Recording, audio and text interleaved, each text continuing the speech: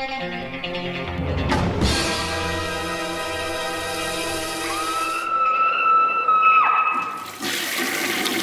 guys, what's up? Week 181, and I want to start this off with a correction real quick. I forgot to include the trailer to pin. Sorry. You guys can find it somewhere. And also, I want to give a shout out to a new YouTuber. He just kind of started out. I've noticed a couple of his videos here and there. They're pretty good. I enjoy them. Into the Blue. I'll put a link below. He only has a few videos up. He just covers a couple movies every time. But yeah, let's hop into the reviews. And the first one is going to be Dahmer from MVD. Is it the Marquee Collection? Yeah, I had to peek. I know it's not a rewind. But yeah, so Dahmer. This was made in 2002. This was a second-time watch.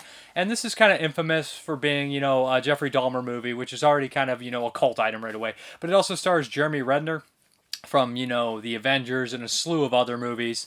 And after watching this, rewatching this, it immediately hit me that I was like, I kind of miss, like, don't take this the wrong way, because I'm not one of those ones that, like, well, maybe I am a little bit, that Marvel movies are ruining film, but you know what I mean? Like, they're fun, entertaining pieces, and that's about it. I never revisit them or anything, but I feel it's really sad, although it's not sad that they're making a lot of money, but actors like Robert Downey Jr. or Jeremy Renner, they do such good performances in other films that I watch, and not that their performances are bad in the Avengers or Marvel movies, it's just that they're a little bit boring, if that makes any sense, especially in comparison to when you play Jeffrey Dahmer. Not an easy role to play, and kind of a controversial role for some actors to tackle, but okay, so the structure of the story is kind of what makes it unique. And I remember in the early 2000s, there was a slew of these serial killer based on real serial killer movies. Ed Gein, Gacy, Ted Bundy, and of course Dahmer. I actually have only seen Dahmer, this one, and I started to watch Bundy, which was directed by Matthew Bright. And that one does is it's the director of Freeway 1 and 2, which are really great exploitation, crazy movies. I love them. It has that same kind of tone. And with Bundy, I just couldn't handle that. I just thought, this is pretty tasteless. And I love my tasteless stuff, but for some reason when it's real serial killers, it's a little off-putting at times. So I kind of tuned out on that one. But I only bring that one up because I feel like this Dahmer one, although some people would probably think it's exploitative, I don't see it that way. I think this is a really well-made kind of psychological character study. And the special features on here, they include the archival kind of featurette. The director mentions that he kind of wanted to paint Dahmer as, you know, not inhuman exactly, because when you start looking at them inhuman, you kind of become Jeffrey Dahmer yourself, looking at how he looked at people inhuman. And, you know, I can understand that to a certain extent. I don't have much sympathy for, you know, horrible serial killers like this. But as I've said before, Ed Gein and Dahmer are a little bit more interesting in their mind, thought, their process, and stuff like that than a lot of the other ones. So let's actually get into the movie. So like I said, it's structured a little different. They make sure in this one to hit kind of a lot of those big, you know, scenes that everybody's heard about in the Dahmer case, with the police officers actually finding one of his would-be victims, or not even would-be, would become victims, and kind of letting them go. They make sure they hit that scene. They make sure they hit his first kill and all that kind of stuff.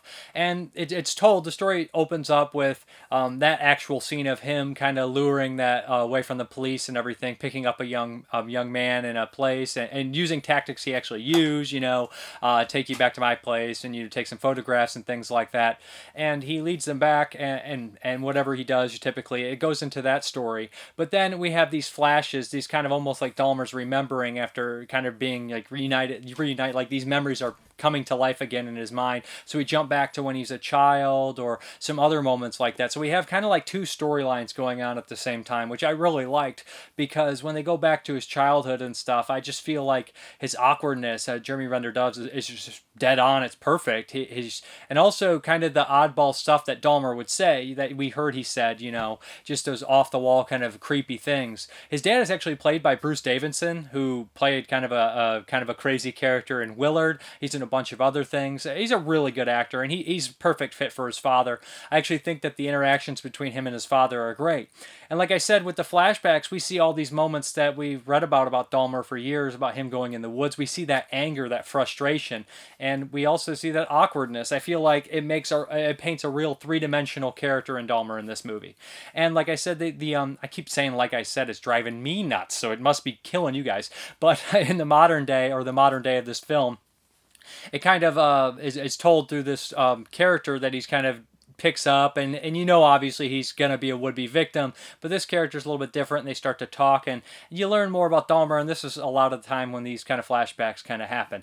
But anyways, the acting's really great, and that's kind of what you really need for this kind of thing. Like I said, the actor plays Dahmer, we all know him, but the other kind of lead actor in here too, I don't know his name, the young, the real skinny African-American guy, he's also tremendous, and it also paints this picture of his world, his apartment, and all those kind of things. When the murders happen, they're fairly disturbing. There is a couple moments of, blood and everything like that, but this movie isn't set out to be an all-out gore-fest exploitation movie, but there is some disturbing moments. Really, it's kind of driven by the performances in here and the actual kind of like events that happen and how they're told, that we're sucked into this story and we see the flashbacks and everything like that.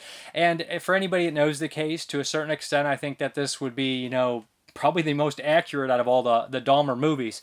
And the weird thing about the Dahmer films is we see a lot of these movies are just absolutely awful when they do a serial killer film. But My Friend Dahmer, and The Secret Life of Jeffrey Dahmer, which is a very low budget, are all pretty good, if I remember correctly. I remember thinking My Friend Dahmer was a good movie, and I think this one's pretty great. And for what it is, The Secret Life of Jeffrey Dahmer, I remember being, very cheap and more exploitative, but still, it seems like all these characters at least have some pathos in Dahmer's character. They don't just play him like a serial killer like Michael Myers or something, like a fictional one. There actually is legitimate acting within them, all of course varying in budgets. But anyways, it looks really good. It sounds good. The soundtrack's great in this movie too. There's a lot of needle drops that people will know. But yeah, anyways, it's just really well made, really good storytelling and everything like that. It is on a disturbing subject matter, though, might bother some people, of course. So yeah, anyways, I think it's a great movie, great performance, and just like everything about it, from the sets and how it's filmed and the lighting and everything too. So anyways, check this one out. There's an archival featurette and some, storyboard comparisons and stuff like that. But yeah, that's MVD marquee release, and there's no new features, I don't think, but still, it's a nice upgrade for sure.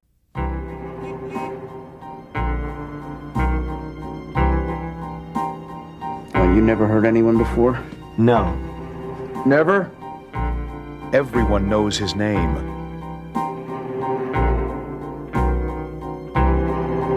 But no one knows the man.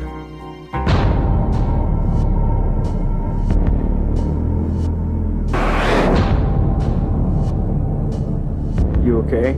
I ain't feeling so good. What's in those bags? Clippings from the garden? Behind his smile. Why are you following me? Why are you so paranoid? Behind his silence.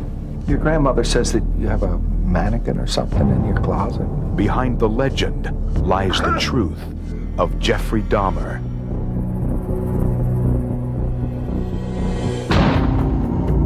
Where's the key, Jeff? It was empty when I found it.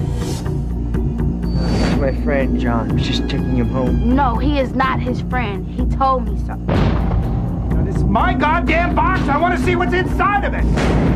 Then I won't report you this time. But if I come across the two of you again, I'm gonna haul you in. But you don't have to worry about that, sir. We're gonna behave ourselves. I know about these kind of problems, son. You're gonna need some help. Nothing you have heard can prepare you for the true story that shocked the world. I am a pervert, an exhibitionist, masturbator, and a killer.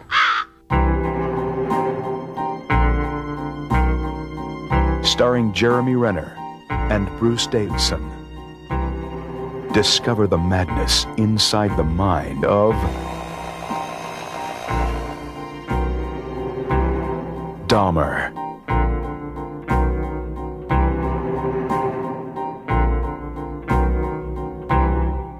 Okay, this next one here is from Full Moon Features, and this is Necropolis Legion. And this is actually by, who's the guy? He used to be an editor, Chris Alexander. He was an editor for Fangoria, and he did a few of these kind of like slow burn, inspired by Italian films, you know, like Female Werewolf and Queen of Blood. Really slow burn, minimalistic stories, kind of, you know, John Rowland made movies for 10 cents. That's pretty much what he kind of was doing.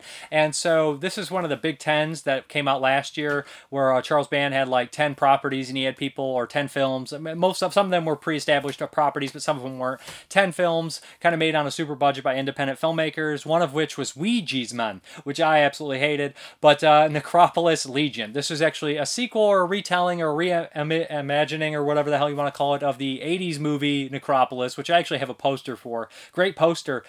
Okay movie. But anyways, I only mentioned the poster because it's probably it's a poster I've always adored. And yeah, so it's a really cool poster. It's one of those ones that sucks you in. It's a better poster than a movie, and title as well. So it's a good movie to kind of remake or retell or anything like that. So this is basically, if you're familiar with Chris Alexander's movies, this is very much a Chris Alexander movie. There's minimalistic story. It feels honestly like if you were to relay the story, you could tell it in 5 minutes to somebody, but the movie's, you know, like 70 minutes. It's not a very long movie, which is good because there's not much story here. It's mostly about, you know, how it's made on an artistic level and kind of people losing their minds, and also kind of psychedelic stuff here. So there's this writer who wants to do some research on this subject of this old witch that I believe she was burned at the stake years ago. And so she moves into the area to do some more research, and of course that old witch is kind of trying to take her over. Lynn Lawry's in here from a bunch of stuff like I Drink Your Blood and The Crazies and a slew of other things, and she's kind of like the red herring, like, don't do this. So the opening up, we get the old scene of the witch and being carried out and everything like that, and then pretty much the whole rest of the movie is this woman moving into the place and kind of seeing weird images and being overtaken and things like that. The one thing they do continue from the original Necropolis is the I guess I don't know how to put this, the breast whore, because in the original there was a scene with 6 nipples. I'll just leave it at that, and that's pretty much the selling point on that movie. It's by far the best scene in the film, and you're just kind of shocked that it's in there.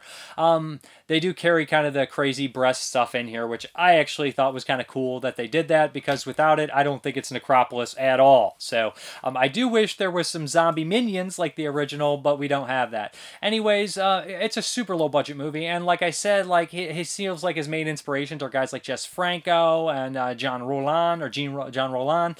So I do think that, especially to the latter director there, when you're going to make a movie like that, you need kind of at least a certain budget. Because his films look gorgeous, okay? Like Lips of Blood and Fascination, and those movies look great. So even on digital, on a low budget, you can never really recapture that stuff as well. So like I said, it ends up being okay. There's not any amazing special effects or anything like that, except maybe the crazy breast whore.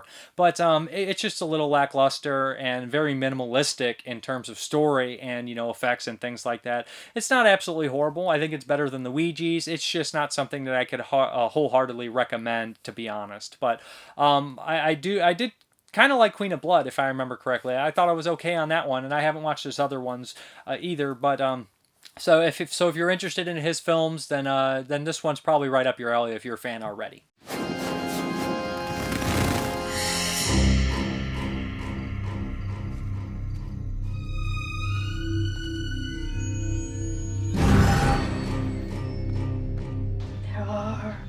Things in this town that should never be spoken of, never be written about.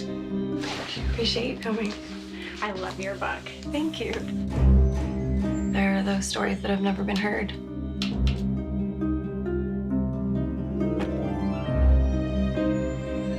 Some of it just handed down from family to family for generations.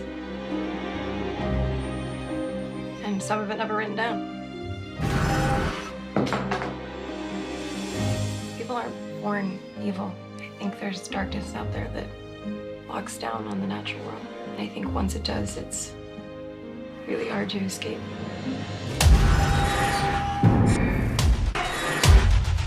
She's coming back.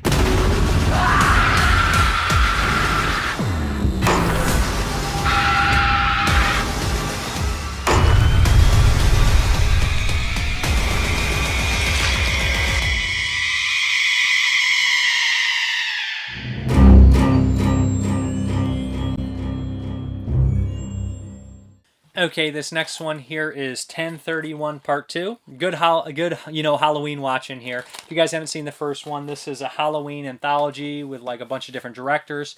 Okay, the problem with watching a lot of anthologies in a week, if you've seen the thumbnail, I watched 3 Halloween anthologies this week. Or not Halloween, but 3 anthologies. Very kind of in the spirit of Halloween and stuff like that, I would say. 2 of them for sure.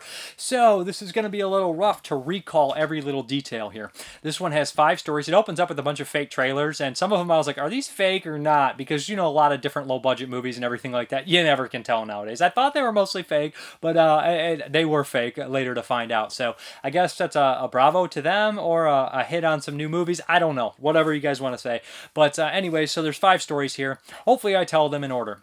The first story is kind of like a babysitter cult-like story. And I do have this complaint. I know that years ago, when you were gonna like use a Halloween cult and everything like that, you basically, everybody called him Samhain, okay? We understand that's just kind of the lamest terms for it, but it's Samhain, right? We all know it's Samhain now. So if you were making a movie, I know, does Halloween 3 use Samhain or does it use Samhain? Probably uses Samhain, but that's so long ago. Like, I made that mistake once, saying Samhain like 10 years ago, and somebody's like, it's actually Samhain, and I was like, oh, thank you for letting me know that. And I know that they're probably thinking, okay, screw it, everybody knows it as Samhain, so we're going to call it that, but it's Samhain. And you're making a movie where cult people are talking about it and saying it, don't fucking say Samhain. And it's Samhain.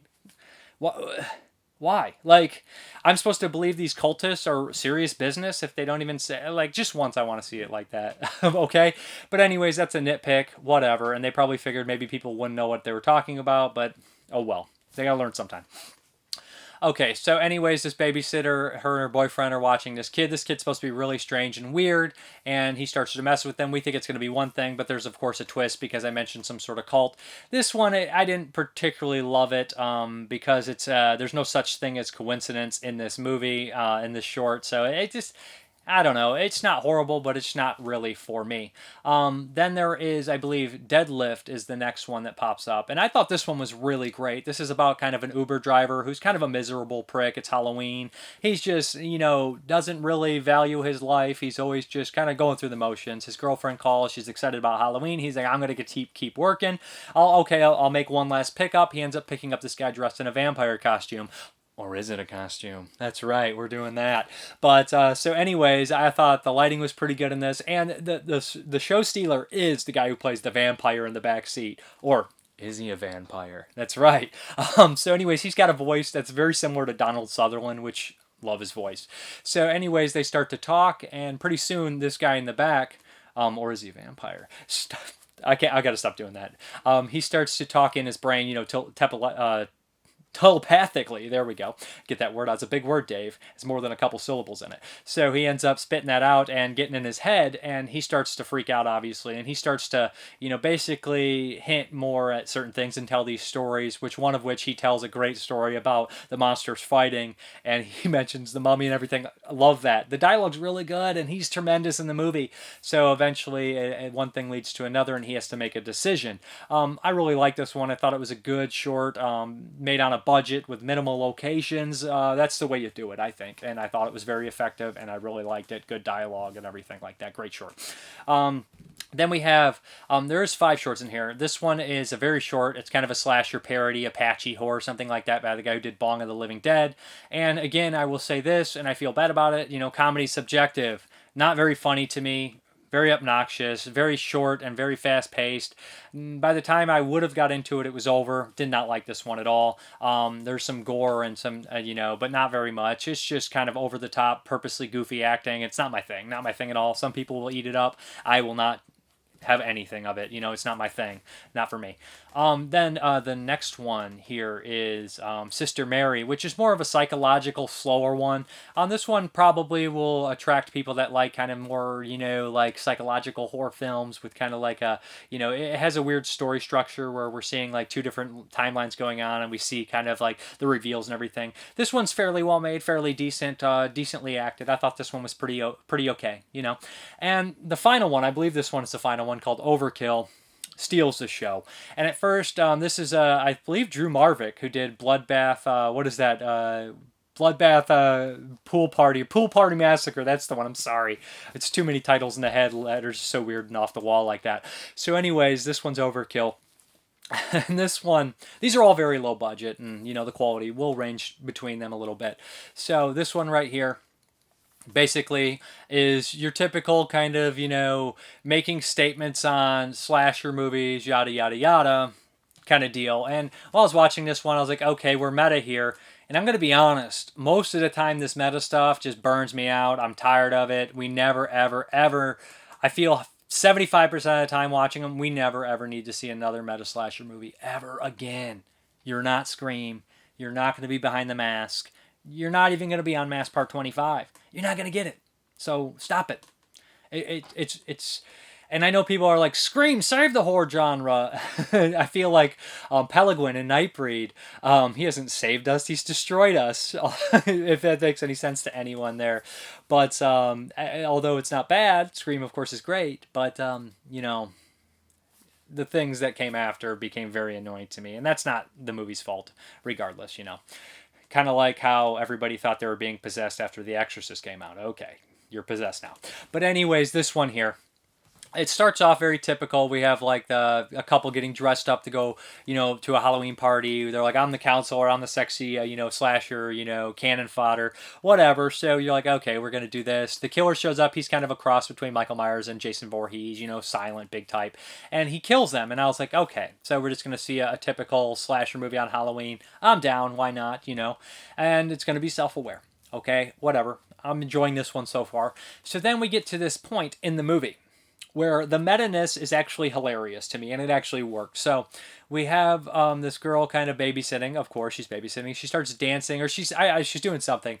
She's dancing and hanging around, and basically we see the killer watching her dance outside. And then all of a sudden, in the other side of the frame, we see another kind of glimpse of a guy, and I was like, wait, did a crew member just stand there and they filmed him? I literally was like, come on, guys. You know, it's not a big deal, but come on.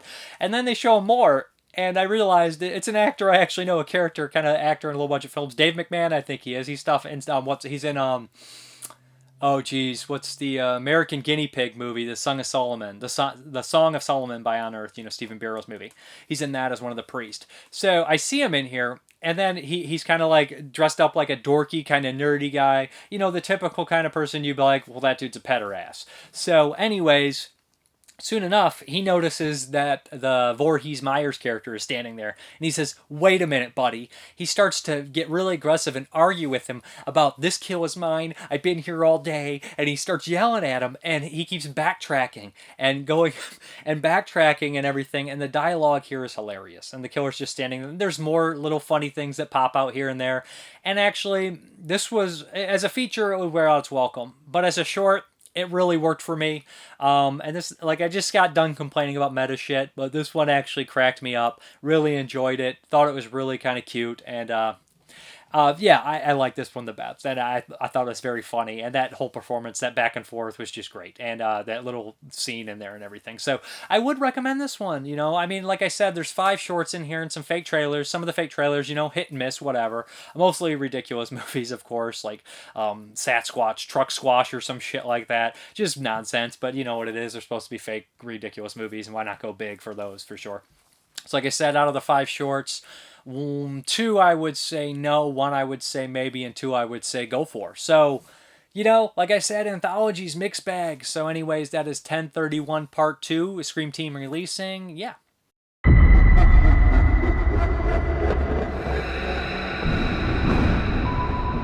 Welcome back to my Halloween Monster Marathon.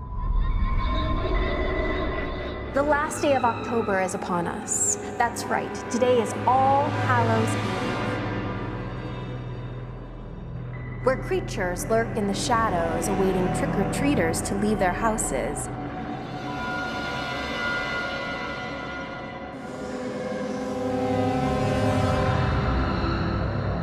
Be careful of who may be lurking around the corner. You never know what may steal the life from out of you.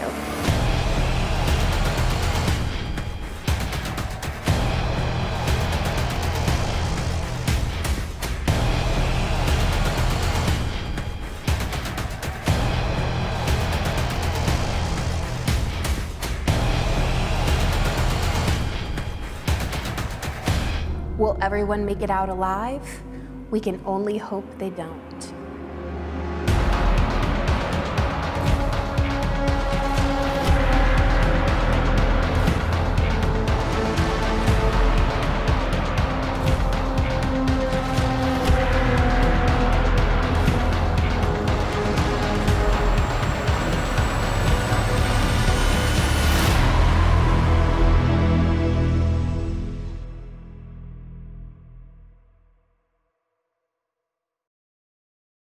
Okay, this one here I watched on Shudder, and it is the Scare Package.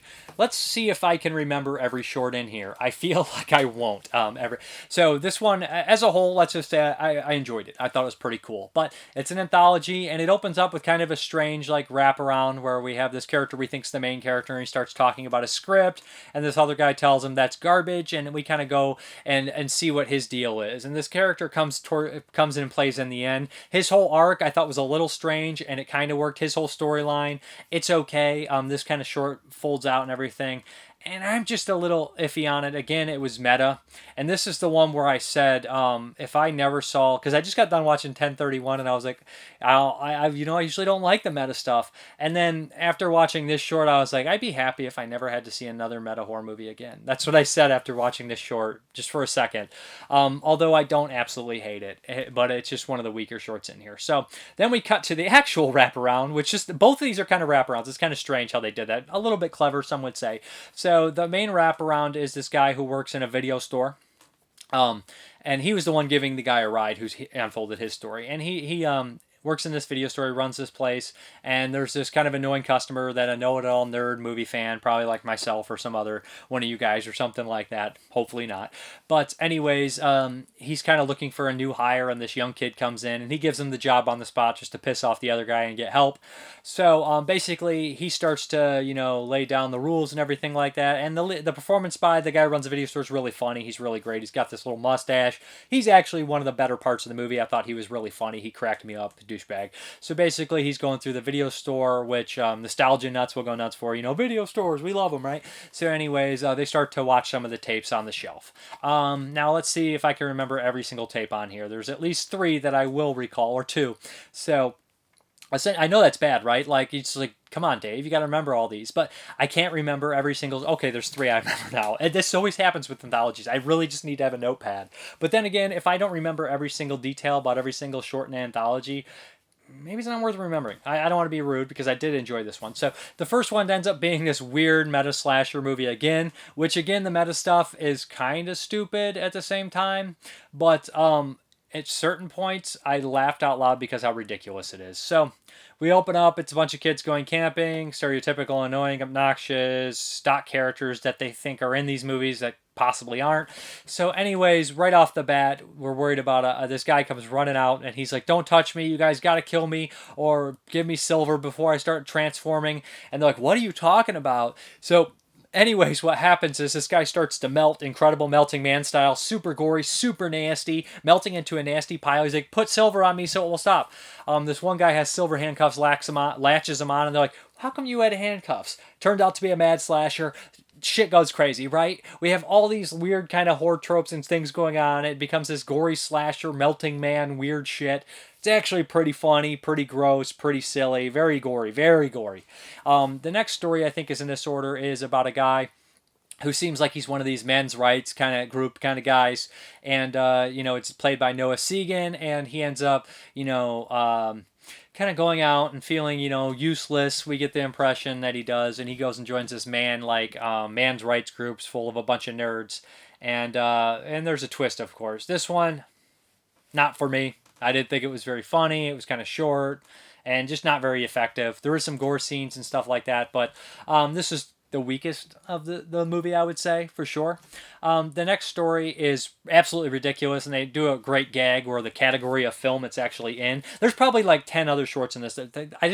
Everything in here, it's like so crowded in, I can't remember every short in here. But so the next short that comes to mind, or I think we're talking about, is the one with it's in this weird subgenre category, which absolutely cracked me up. But I don't want to spoil the gag. So, anyways, this tape is just so bizarre and weird. It's kind of, I guess, a modern retelling of Onibaba or something like that. Onibaba, the Japanese movie involving the haunted mask. So these kids steal something. These teenage girls steal something they shouldn't, and it comes back to bite them in the ass or on the face because it involves the candy and a mask, and it's really weird and really strange. And actually kind of enjoyed this one. But as the wraparound comes to a close, it ends up turning into this big, huge slasher movie where everybody's in there and they point out all the tropes again. And our main character here, the video store, guru guy, not the nerdy guru guy, the owner, who's also a horror guru, kind of like knows he's in a horror movie, and he's like, hey, he starts pointing out the tropes and everything like that. We have an amazing cameo in here, and we have a crazy mad slasher who has a pretty cool backstory, played by wrestler Dustin Rhodes, Gold Dust. So so this one's also super gory and kind of fun. Kind of enjoyed it. As a whole, I would check out the scare package. Pretty decent stuff. It's on Shudder, and I know I missed a couple stories in here. I just had to.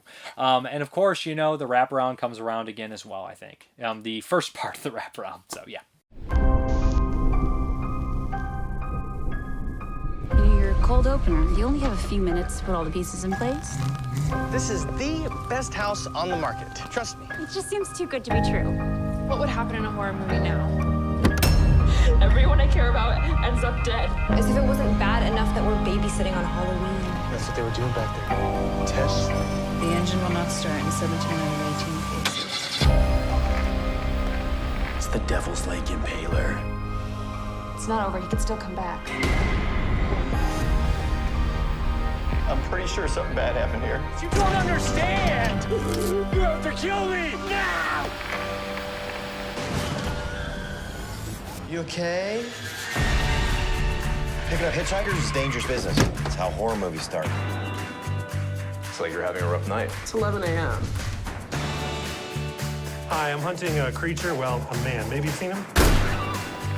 How are we gonna fix this? I'd like to rent a wood chipper. We are in a horror movie! Nobody? Horror movie.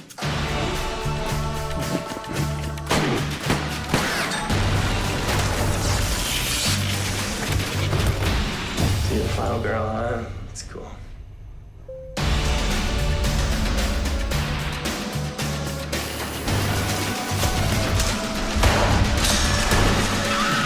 Yeah, this is bad.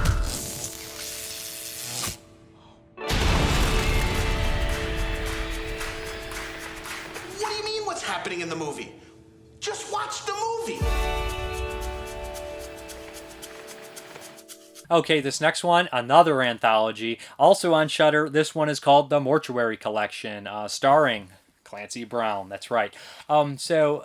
This one right here, let me just get my overall thoughts.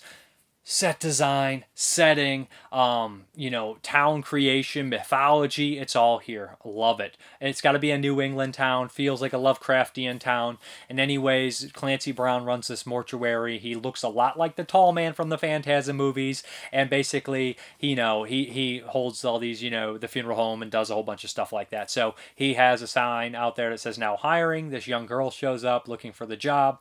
And they go back and forth a little bit and start telling stories. I actually heard this director Ryan Spindle on a podcast, Rebecca McKendry and Ellery Kane's new podcast, which is great, by the way. Make sure it's All the Colors of the Dark, or All the Colors, it's a take on the Sergio Martino movie. Subscribe to that because I thought it was great. So I heard him on the podcast, and he basically mentioned that he really wanted to make the wraparound one of the best stories in the anthology because it's so often the worst. And I gotta say, the wraparound here is great. Clancy Brown has so much chemistry with the young actress here. I can't think of her name, but they go back and forth. So at first, and there's a story being told there too as well, and of course a twist within the wraparound, which becomes a very good story in itself. So the first story starts off small. he tells her the story about this woman who, you know, basically is stealing something. It's you know, it's a comeuppance story, a morality tale, as most of these things are, and they're all period pieces taking place, I want to say, in different times, but mostly definitely in the past. And when they go in the past, man, the production value's great, the color palette's great. I love the lighting. It's just gorgeous looking. It looks so Halloween to me. It looks so like fun gothic. I don't know how to explain that. Fun gothic, but the colors pop, the acting pops, the costumes pop, the gore's great. This is a really tremendous 2020 movie here. I just thought it was really good stuff. So, like I said, the first story is a morality tale, some Lovecraftian spice in it. The second one is, they're all morality tales, all just comeuppance and just desserts, right? Aren't all anthology short stories or Tales from the Crypt or Tales from the Dark Side or Twilight Zone to a certain extent, all kind of morality tales to us? So basically, the first one's about a thief who gets some Lovecraftian comeuppance. The second one is about a past fuckboy who doesn't take his own false advice. So this one opens up, it's great. He's out there talking about, you know, getting these women, basically trying to get laid in the ultimate way by basically saying, you feminists need to take these condoms and take charge of your sex life, yada yada yada. So you can, this guy is a complete douchebag. Like he's the equivalent to, you know, the guy who learns how to play like slow guitar music just to get laid.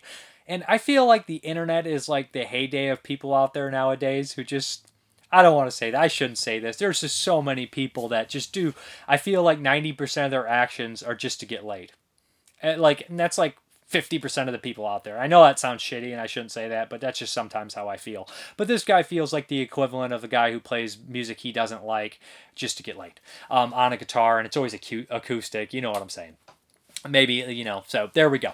But he's just overall kind of piece of crap, and he ends up having a one-night stand with a very strange girl, and it backfires. And this one kind of is definitely a tale where it reverses everything on its head and puts the male in the female's position, and what the most screwed up thing that possible could happen, even though it really couldn't happen, but you understand what's going on, and it has some horrible genital mutilation going on. This one's pretty fun, pretty enjoyable, liked it quite a bit.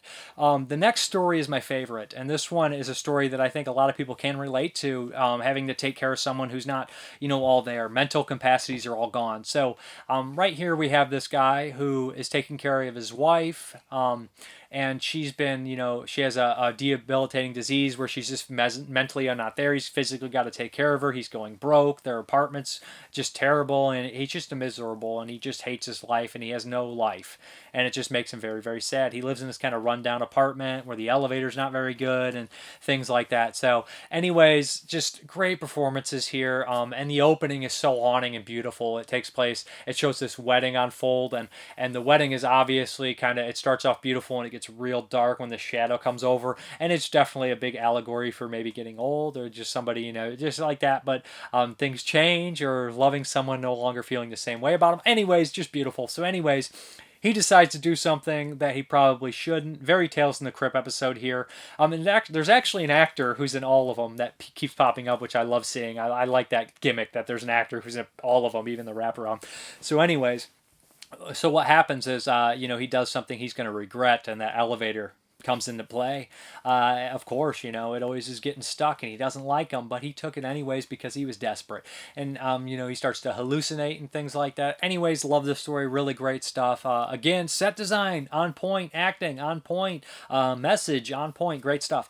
So after that, we cut back to the final story. And of course, the girl has a story for our, you know, mortician, and it's the body that's going to be, you know, cremated. So she starts to tell the story, and of course, there's a twist. There's a turn here, and not all things are as they appear, of course, with these movies. But I thought this one was pretty decent, pretty good. You know, this one is not as strong as the middle two, but it might be better than the first one, just because the first one's so short. But the first one also reminded me very much of like the Dead Alive, how everybody in the 50s, late 50s and everything, like that kind of look and everything. Love it. So This one I thought was pretty decent. It ties directly into the wraparound, and this is open for a sequel, and I like how this one ends. Like I said, great movie. Definitely a contender for top 10 of this year for me. Just love it. Check it out on Shudder. And if you don't have Shudder, what are you doing? Scare Package is on Shudder. This is on Shudder. There's some other ones I'm going to be covering that are on Shudder. So yeah, Shudder's just great. And I'm not being paid by Shudder. I'm not getting any kickbacks or anything like that. I don't think they'd waste their time on small fries like me, but still, just great, and this one's a top-notch movie, and especially perfect for Halloween, so check it out.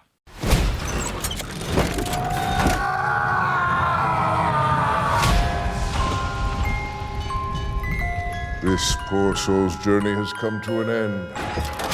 From dust we started, to dust we return. Every corpse tells a story. It is our task to listen. So these are all stories about how people died. Some tales even I find too unsettling to recount. She's dead! You gotta get that body out of your apartment. Keep your doors locked tonight and keep an eye out for crazies. Monsters!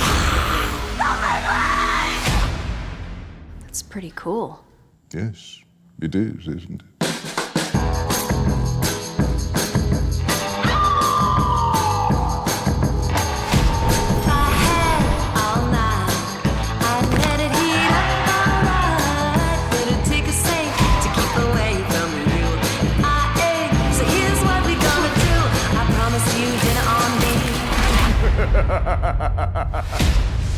There's no use running. Your story is just beginning.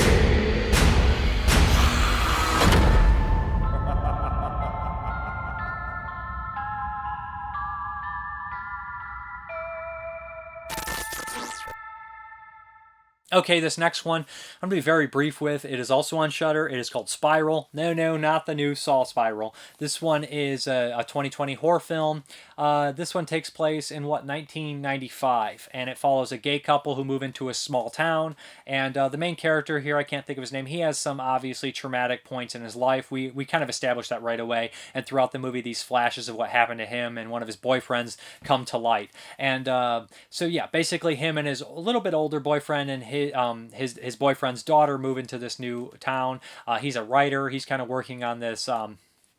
He's like a ghostwriter, and he's working on this bigoted assholes kind of thing. Who's like one of these guys that, very anti-gay, very anti anything that's out of the ordinary for a family, American ordinary, whatever you want to call it. So basically, he's kind of like very kind of annoyed by that. But then he also starts to notice some weird things going on.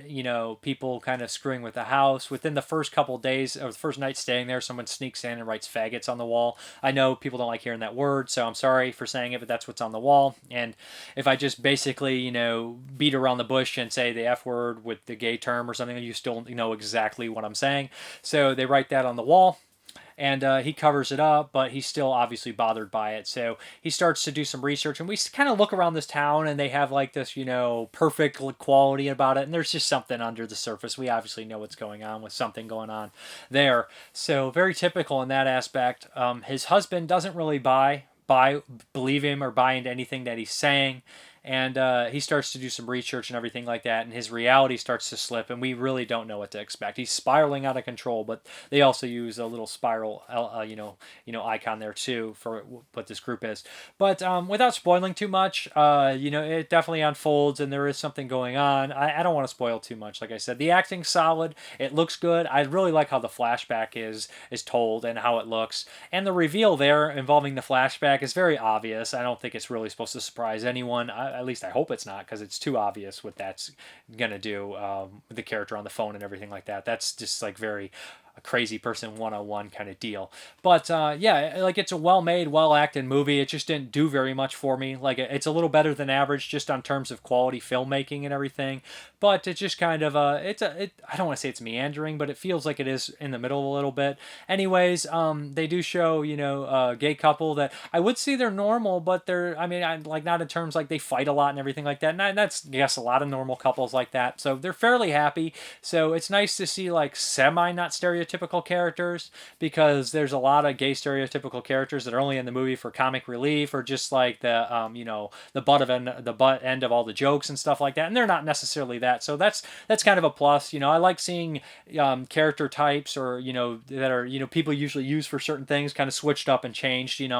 I've always been a big fan of the like evil gay character from like the Disney movies. I just love those characters. I think I know people are like, that's negative reinforcement. It's like, yeah, but those are everybody's favorite characters. Like the guy from Fire and Ice and like Scar from Lion King. Like those are like everybody's favorite characters in those movies. They're awesome. They're quotable. Like I know they're bad guys, but most people like the bad guys anyway. So whatever. I know maybe I'm getting off and ranting on whatever, but I just don't see the big deal in that kind of thing.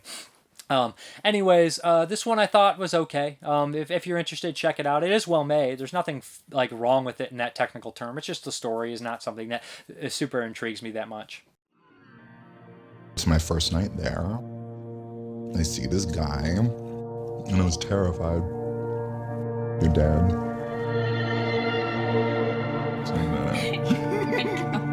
Believe me, choosing to live your life loud and proud is about the bravest thing you can do in this world. That robot's pretty good.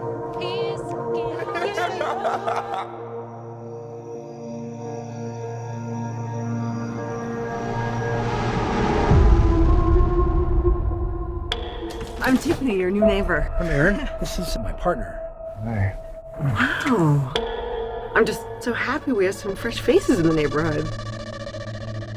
Love is all that matters. I'm not sure most people would actually agree with that. I find it disgusting how false stereotypes shape public opinion. Aaron, last night,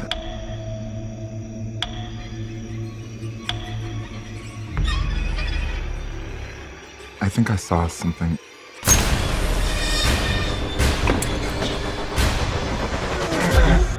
There's something not right about this place. What are you talking about? There was a couple that were killed 10 years ago. They knew, and they didn't say anything. You need to stop thinking that everyone's trying to get you all the time. Marshall and Tiffany are good people. Well, to new neighbors. New neighbors. We've been chosen. Chosen for what? Some kind of ritual. Every 10 years they make a selection. Do you see that? We're the selection.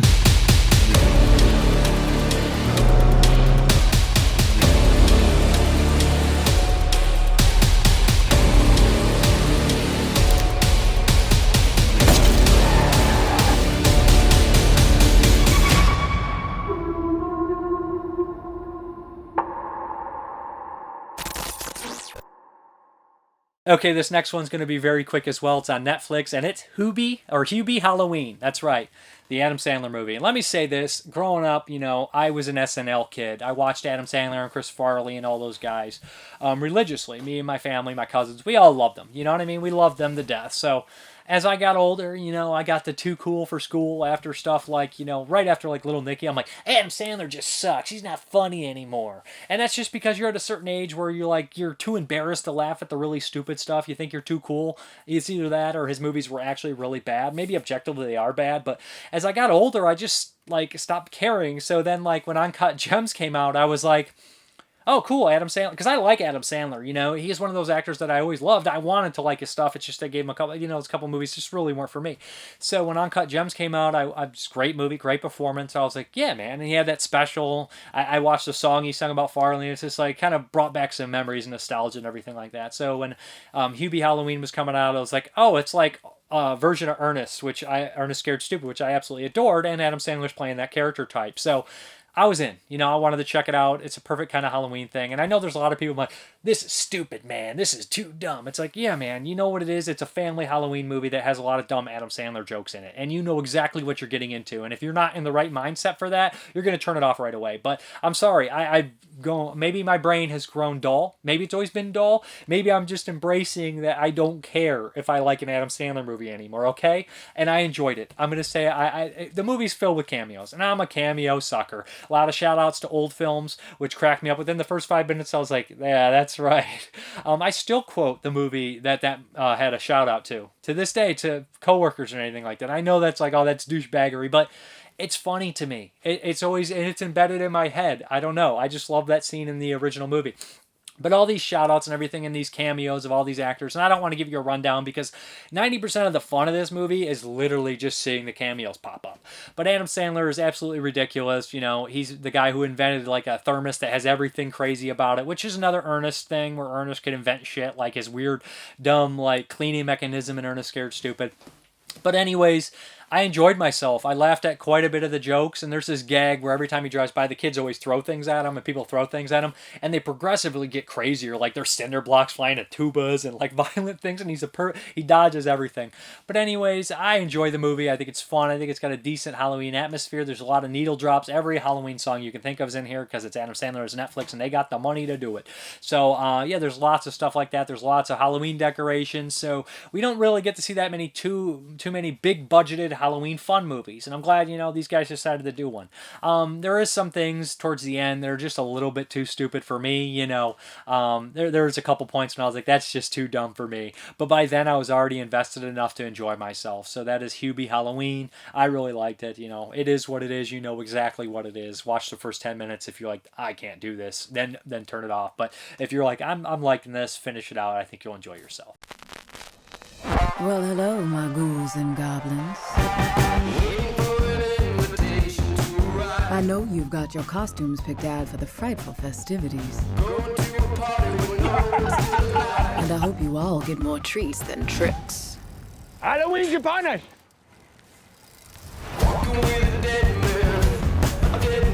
Is he a good guy? Hubie Dubois is the nicest guy in this town. Here are some happy Halloween word churches. You can pass it out to the kids. Thank you so much.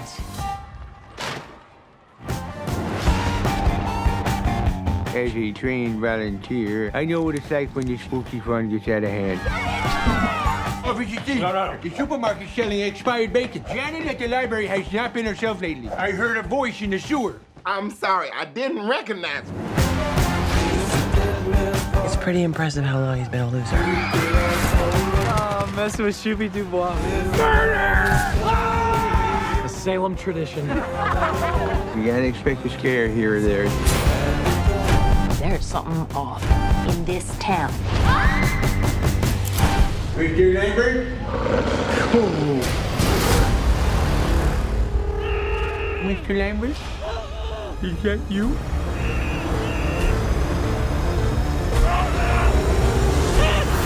Oh, no.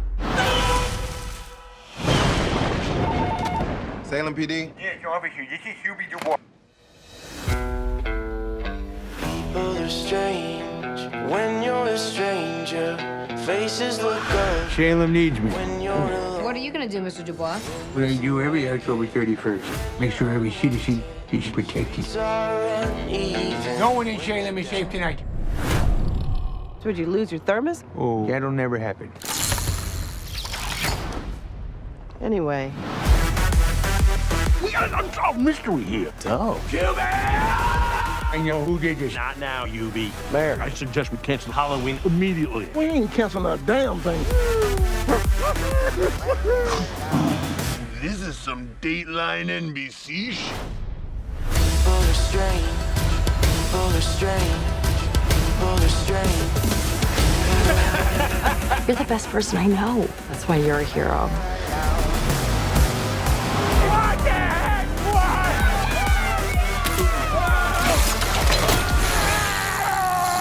Help me! Not cool. Hello? Marino! Help me, Martin! Help me! Help me!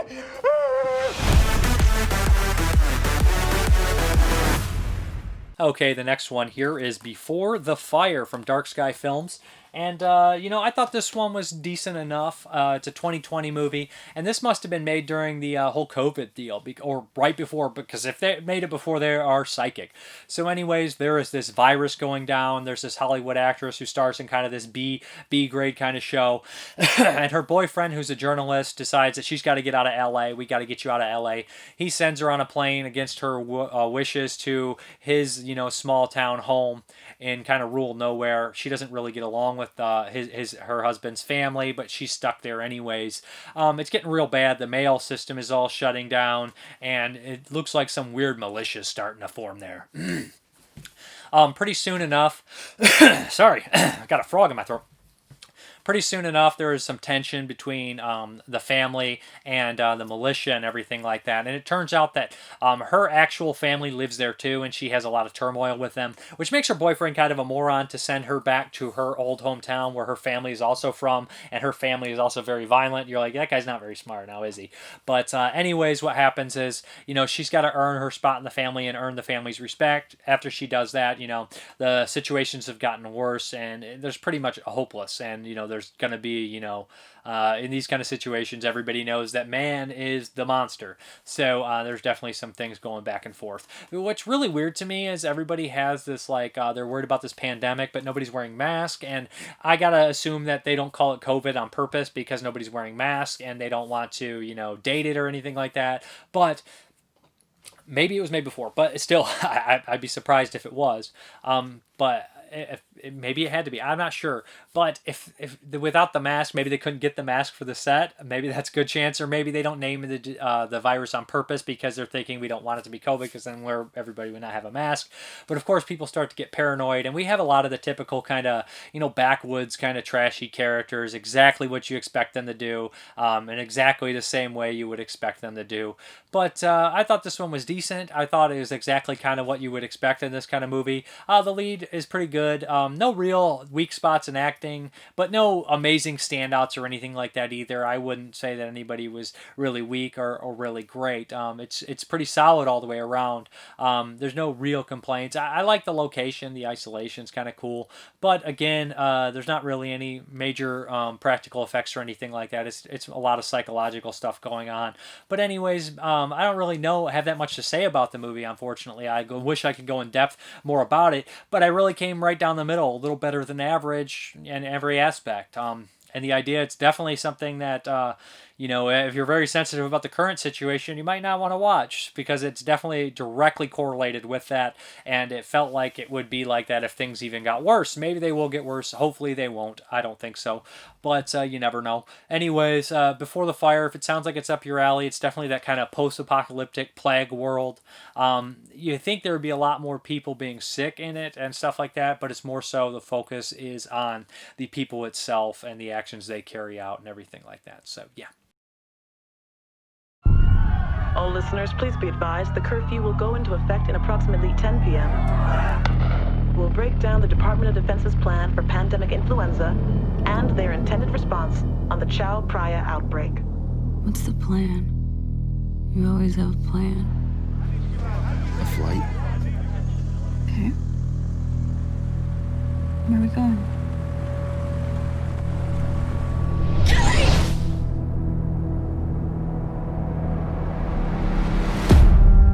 It's in the middle of nowhere. It's perfect. It's a farm. Your family hates me. No, they don't. Ava? The virus has not spread there yet. We'll wait it out, and then as soon as it's over, we will come right back home. Used to be 3 of us out here. Everybody got scared. Now it's just me. You just kind of left. It didn't even feel like a choice. I just had to go. Kelly doesn't even know all of it. Not everything. This is family business. I promise you, I will never let anything bad happen to you. You're not gonna get very far. Ava, run! I can't stay here. You don't have to pretend with me. I know you're tough. Where's Kelly? You already guessed that, didn't you? You are not going to die for me. Keep your head down! Do it! Ah! What the hell are you doing?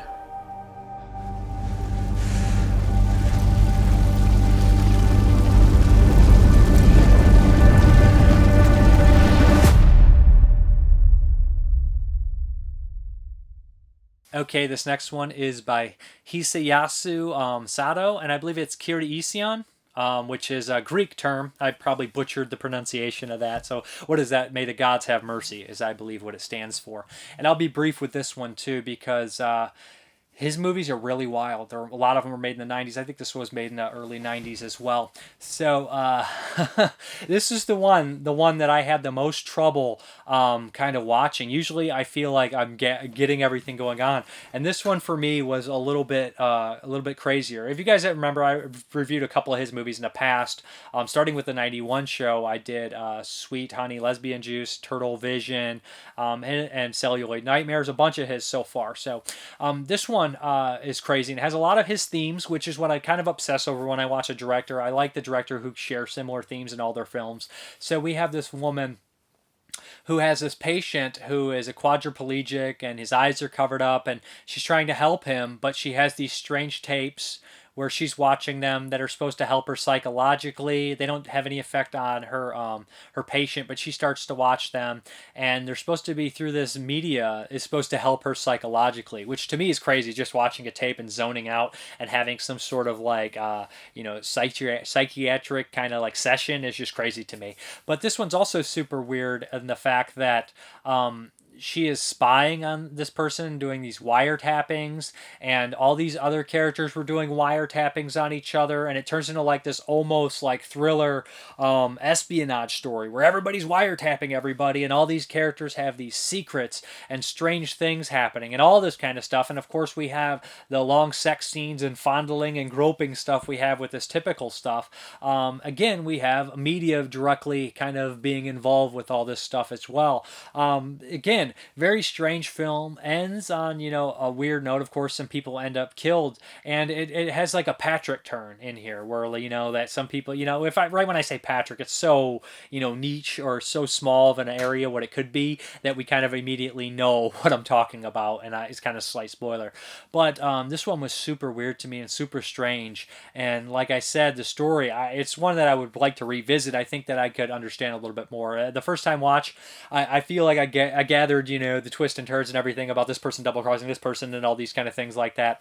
Never trust anybody in the movies. The person who you think may be the biggest victim in his films may be also one of the most dangerous people in the film. I seem to notice that kind of thing popping up, and I definitely noticed the obsession with media and an obsession with spying and wiretapping and things like that, and the sexual obsession, and of course we got to have the weird groping and everything like that. So yeah, that is the weirdest one of his movies that I've watched so far. The next one here is The Fetishist, or Fetish, or Fetishist, whatever. I'm dumb. Okay, so this one is the first homosexual Pinky film that I've seen of his, and I guess he did a bunch of them, which I find kind of intriguing. Usually somebody wouldn't make a lot of the erotica stuff. Usually they stick to one gender, but his been over both. And all his movies have a perversity to them. Like, it feels like it surpasses the actual sexual orientation, to be honest, and it almost becomes an obsession on certain sexual aspects of obsession and things like that, if that makes any sense, and maybe some sort of media in the sexual encounter. So this one's really weird. Okay, so we have this this guy who's an artist, and he is kind of sleeping with an older gentleman. Seems to be kind of a sugar daddy. This older gentleman seems to have a sexual, like, smelling fetish, a stink fetish or whatever you call them. I don't know, a sweat fetish. I'm not sure, but there is that thing. So he has one of those kind of fetish things going on, and he's kind of sexually, rough with his character. He's an artist. He kind of pays for his, him to work on art. And this artist every day sees this kind of younger man running through in a jumpsuit, just like sprinting through the streets kind of crazily. And we learned that this guy in the jumpsuit is actually basically living with his sister, who is into bondage and S&M. And they record all that stuff. They're recording it, again, playing in the recording of the kind of weird stuff like that. They record it, and he's constantly hearing his sister be beat by this man and have sex with him. And it's been kind of driving him crazy. And at night, he goes through and he takes a switchblade, and he's the mad slasher. And he runs through the streets and he stabs a woman. Like I said, this artist has this weird fascination with this guy, and he starts to follow him and kind of, forces him in and says he wants to take pictures of him.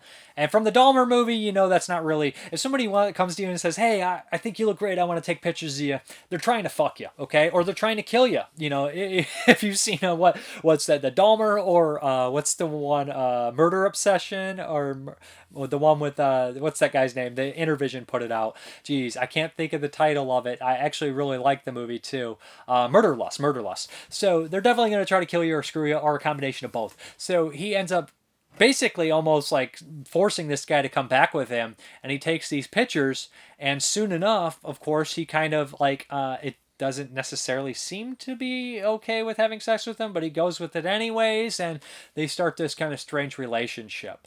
But also at the same time, there's this weird character who is recording everything. He's like recording, I think he's recording the bondage sessions, and he gets kind of obsessed with this situation. He's recording everything, it feels like, and he picks up on the story. So he starts to learn kind of the stuff about them, and he's obviously crazy and just not all there, but he's also hearing all these messed up things. So he feels like, he has to do something about it at the same time. So without giving too much away, one of the characters actually ends up snapping and committing some sort of crime.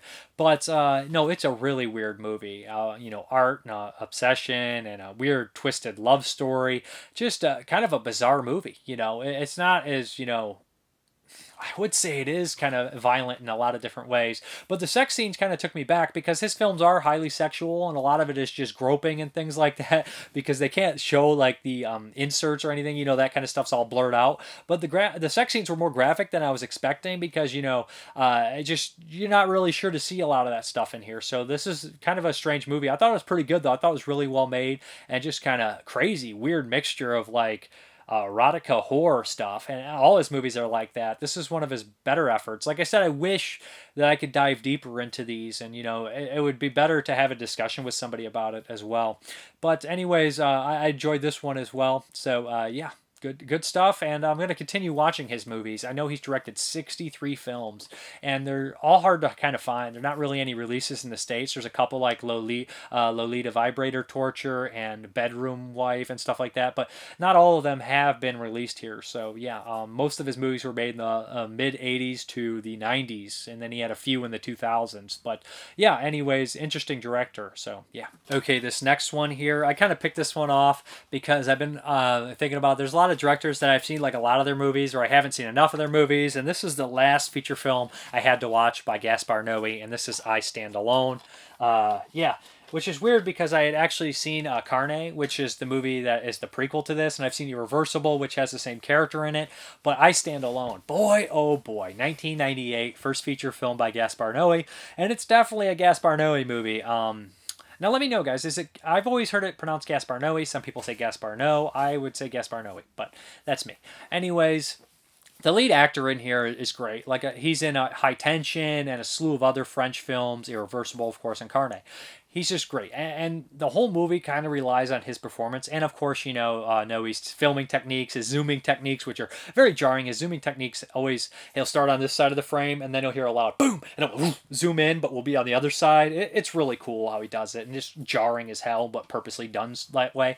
So, anyways, this movie is nuts. Like we follow that character. They basically explain what happened in Carne. He basically was an orphan. He had a daughter. His wife died. He's left alone with her. She left him or whatever. He ran a butcher shop. He thought his daughter was being molested. He did a violent act. And that violent act caused him to lose everything. So he had to put his daughter in kind of an asylum or an institution. And he married this overweight woman who had money and everything like that. He's very unhappy in the situation, and she is pregnant. And basically it opens up right there, and he's just miserable. They leave the town that he was from, and basically we have his inner monologue the whole movie, and he just says these awful things because he's such a miserable prick. He reminds me of a straight Carl Panzram. Like if Carl Panzram was straight and hadn't crossed that line yet, this is kind of how I feel he would be, although he hadn't gone too far yet. Carl Panzram was quoted at saying something like, if the world was one, if I would like to strangle the neck of the world if I could, or something like that, put my hands around it, the whole world, and strangle it. So this guy just hates humanity. He hates everything. The things he says are horrible as he goes about his day. And he commits a horrible act, and he has to run away to back where he was from. And he has like 300 francs in his name. So basically, he watches his money dwindle, and he goes around and asks all his old friends for help, and no one can help him. It seems like France at this point is in some sort of horrible recession.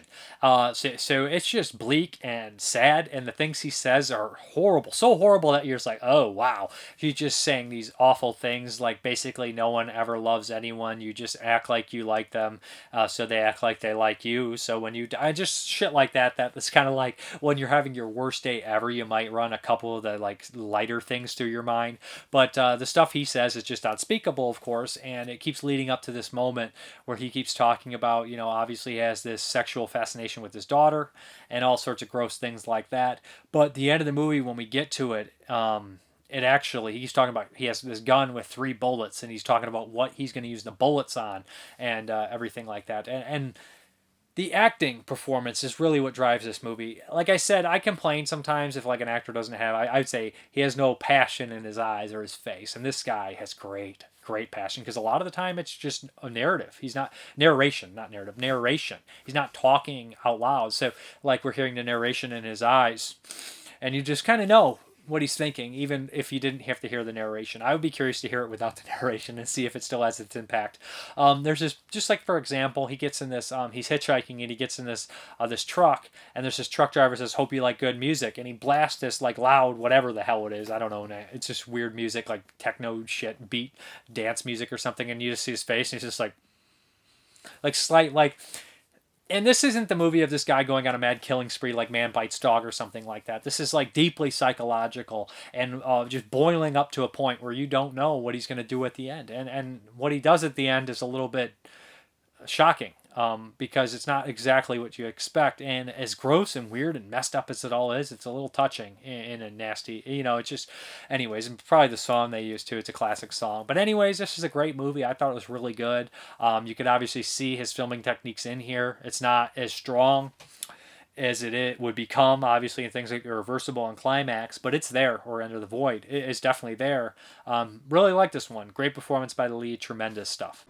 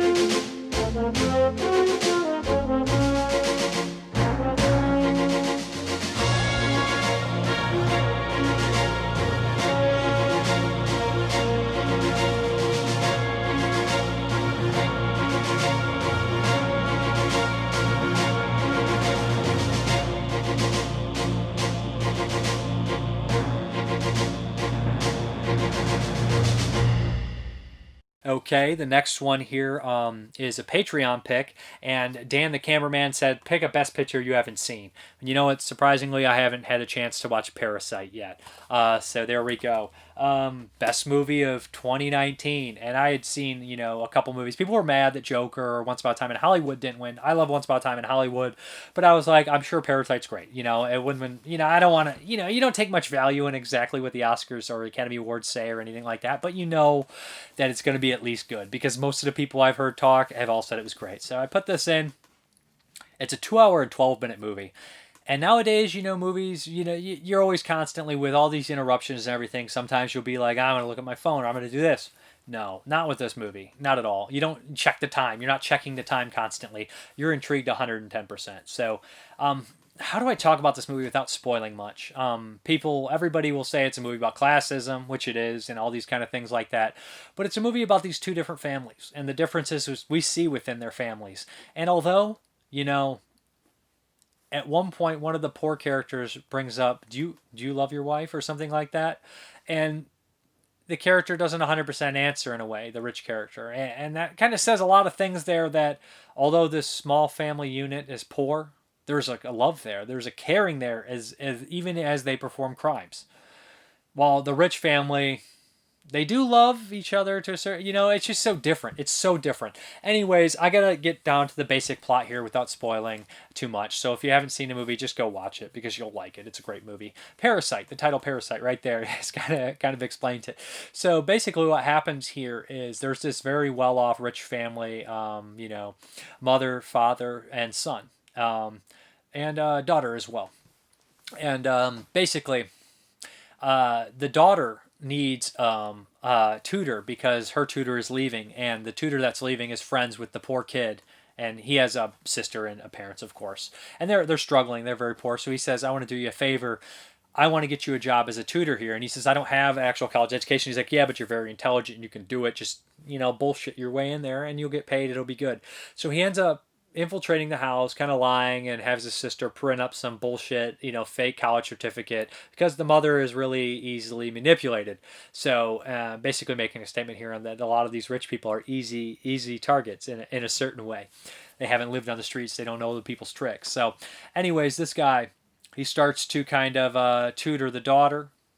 And the daughter has a fascination with him. He's a little older and everything like that. So he has an idea. The family starts to have an idea that they'll get the sister in there to tutor the young hyperactive son in art and everything like that. And she's a psychological, starts saying all these weird things, and she's really like mean and stern and everything to everybody involved. So she starts to manipulate as well.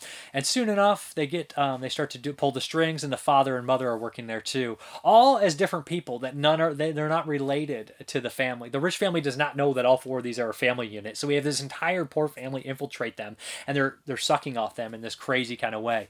But the performances here are great, and there's this thing that comes up about poor people smelling a certain way, which is just great how it's used, and the ending is really powerful, and there's a couple twists and turns in here too that it even goes to a level bigger on another parasitic level, if you will, and as well. Anyways, it's just a great movie, really well directed, really well made, and the acting is tremendous. I love the father in this movie, and there's a lot of tension too, basically at certain times.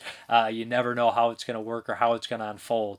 Anyways, just a great movie, a great ending, very powerful. As far as tons of rain and stuff too. I feel like there's a lot of rain in Asian inspired films. It's very metaphoric and everything like that. But just a great movie. Highly recommended. Can't say much more positive things about it, and smarter people have said more about it. So anyways, if you haven't seen it, highly recommended. The picture quality on the 4K looked great, sounded great. So yeah, that's Parasite.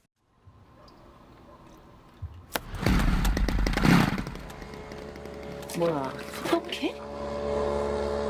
창문 닫아. 나도 봐. 공짜로 집안에 소독도 하고.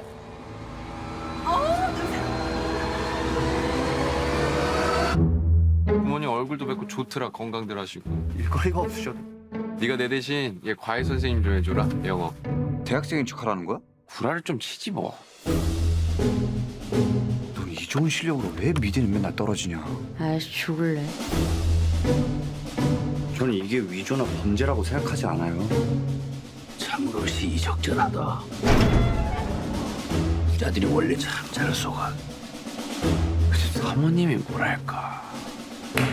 풀타임으로 수업 어떻게 하시는지. Is it okay with you?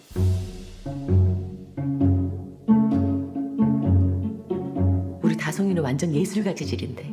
침팬지를 그린 거죠? 자화상이에요. 역시. 그동안 미술쌤도 여러 명 바꿔가면서 해봤는데요. 제가 사람 하나가 휙 하고 떠올랐는데. 아 잠깐.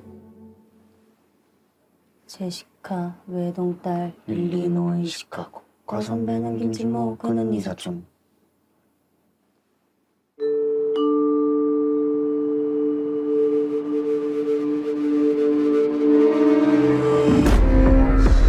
부자인데 착하다니까. 진짜 니가 착한 거지. I'm deadly serious.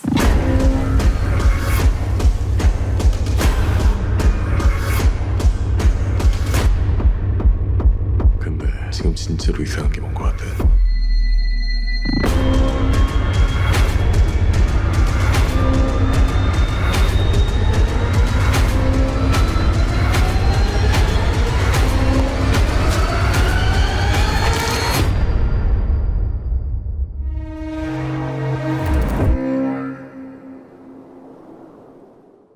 Okay, we're gonna survive 2005. I'm getting confused here. This one, we'll be a little quick on Executive Koala here.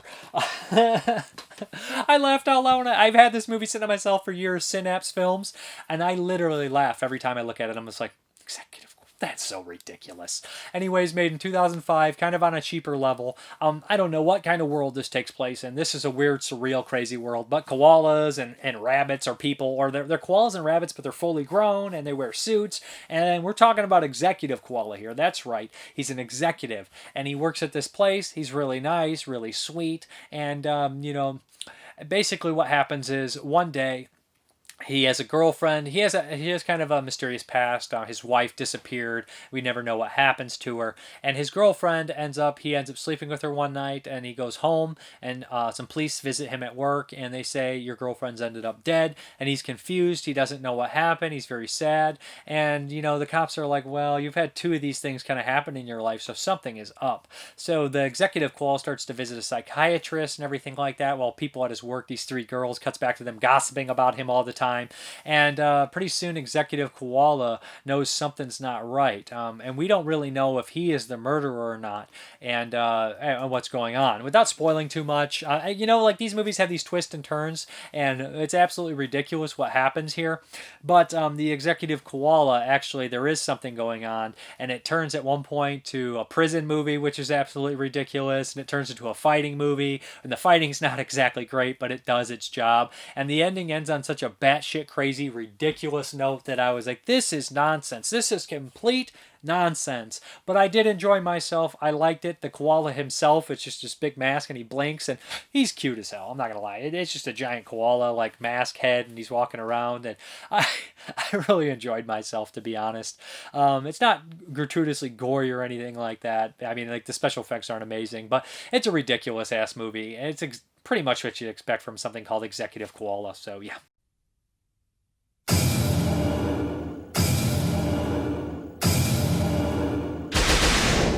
安倍陽子さんをご存知ですよね。はい。昨夜自宅で殺害されました。僕がやったと思ってるんですか。僕は陽子を愛してたんだ。奥さんもお前が安倍陽子みたいな目に合わせてどっかに捨てたんじゃないのか。犯人の動機は見当たらない。快楽ですよ。奴は殺人を楽しんでる。記憶が抜け落ちてるんだ。 기억하십니까? 당신에게 당했다고 쓰였더군요. 僕が本当の自分はもっと恐ろしい生き物なんじゃないかって。あなたは正常です。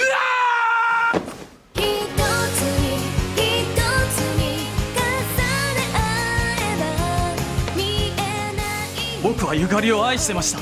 いや、今も愛してます。暴いてみせますよ。奴の本性。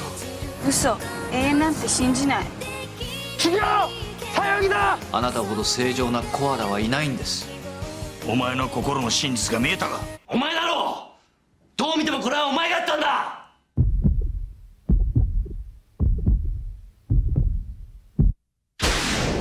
そうだ、俺がやったんだ。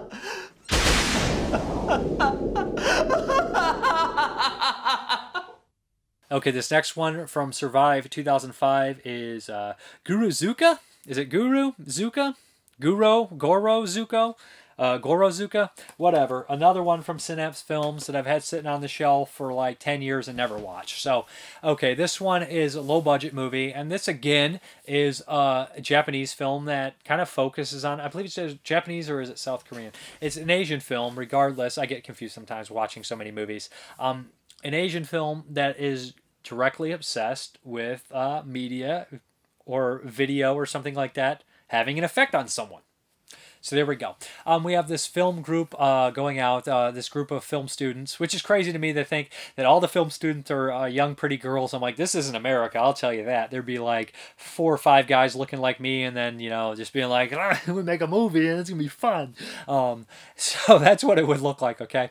So anyways, they go out there, and they're going to make this movie in these isolated woods. There was this tape that this girl, basically they tell this story here that there was 2 students years ago that one went crazy and one disappeared, and nobody ever knows what happens. And it was inspired by some sort of weird events, I think, on top of that. So it turns out that somebody had brought a tape with them that they found, and this tape looks like we see what happened in those events. So right after that, kind of weird things start to happen. Their food disappears, and everybody here has this drama with each other. Like, this person doesn't like this person's always been a loser, this person resents this person's a rich bitch. So all these kind of things start to unfold. There's like 7 girls here, and obviously you really don't know what's going to happen, but it takes about 45 minutes, it's like an hour and 20 minutes before somebody ends up dead. But after that, we kind of start to realize that exactly what's happening to a certain extent. That but by the end, the person that ends up being the killer, you're like, oh, who, what? Okay, I kind of understand what's going on.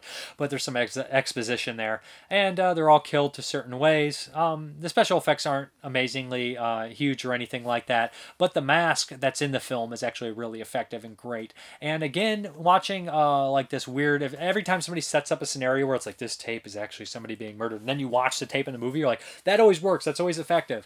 I don't know why, but again, we have that obsession with somebody, and like, I don't want to spoil too much, but that tape definitely has an effect on people. And again, we have that the ring thing going on, you know what I mean? Like, what's with that and the tape and everything? But I don't know. I like that idea. And then again, we have the movie earlier that I talked about, the Sato film, with the the psychological psychiatrist tape or whatever, supposed to cure your mental illness.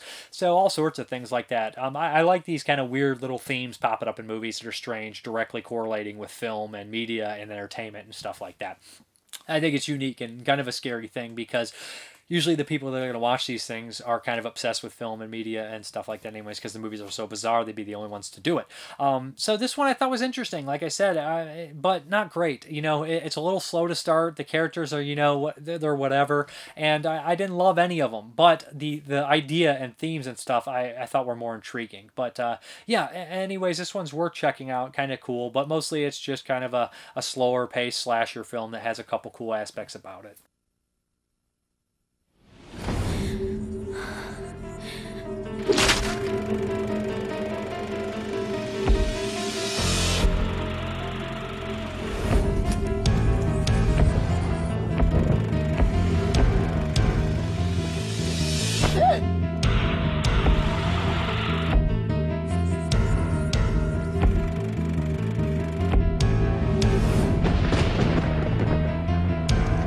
あの子たちが撮ったビデオ見たの。お面で顔はわからないけど、今の映像に出てきた2人がその黒塚の話覚えてるよね。なんか怨念感じるよね。まとめておいた食料が盗まれました。っていうか何がどうなってるんですか？全然わかんない。いつか仕返ししてやろうと思ってた。嘘つきは先輩たちじゃないですか。私たち騙して。私は疑われてる。そう。開けなさい。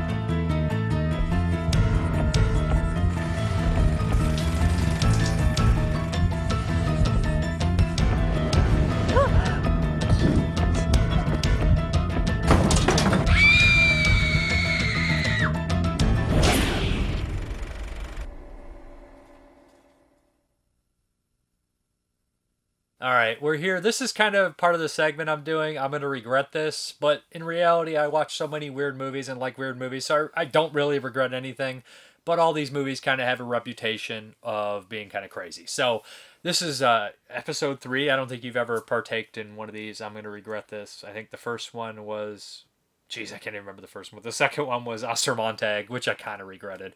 This one is Takashi Miike's Visitor Q. I looked at you because you're the Japanese expert, and he's also dying actively right now. Avenue Q. Stop, what? Takashi Miike classic. What are we Okay, talking about? 2001, 2000, Visitor Q, very low budget. I think this movie was shot in a very short time, to be honest. And this is a director, I've seen a handful of his movies, and I feel like I need to be more well-versed in his films. You know, I've, of course, seen Ichi the Killer and Audition and One Missed Call, 13 Assassins, Blade of the Immortal, some of the non-horror stuff. But Visitor Q is always one that I heard a lot about, along with Gozu from him. And so I put this in, and I didn't really know what to expect. It is about one of the most dysfunctional families I've ever seen ever. I love this damn thing. I'm just a weirdo pervert, and this is a super dark comedy. I know a lot of people are watching like, oh my god, it's so disturbing. And I see like a bleak, nasty, dark comedy, which makes me laugh, which takes this family unit and turns it upside its head. Just makes it completely bonkers family unit here. Yeah. That's why it's so funny. So we have this... a father who has had sexual relations with his daughter, and she has flown the coop. And this father used to be a TV journalist or some sort, exploitative journalist, put whatever he filmed on to the masses, and he had a really emasculating thing happen to him involving some punk kids. The mother is a heroin junkie who is basically just beaten by her son at every waking moment. Mm-hmm. The son is an abusive piece of shit, and essentially this family is just self-destructing upon itself, and they don't really interact, they don't communicate, they don't really talk to each other, except the son beats the mom on every issue. Until this strange visitor Q, I would assume his name is, this, I guess, like a young punk-ass Yakuza is what he reminds me of.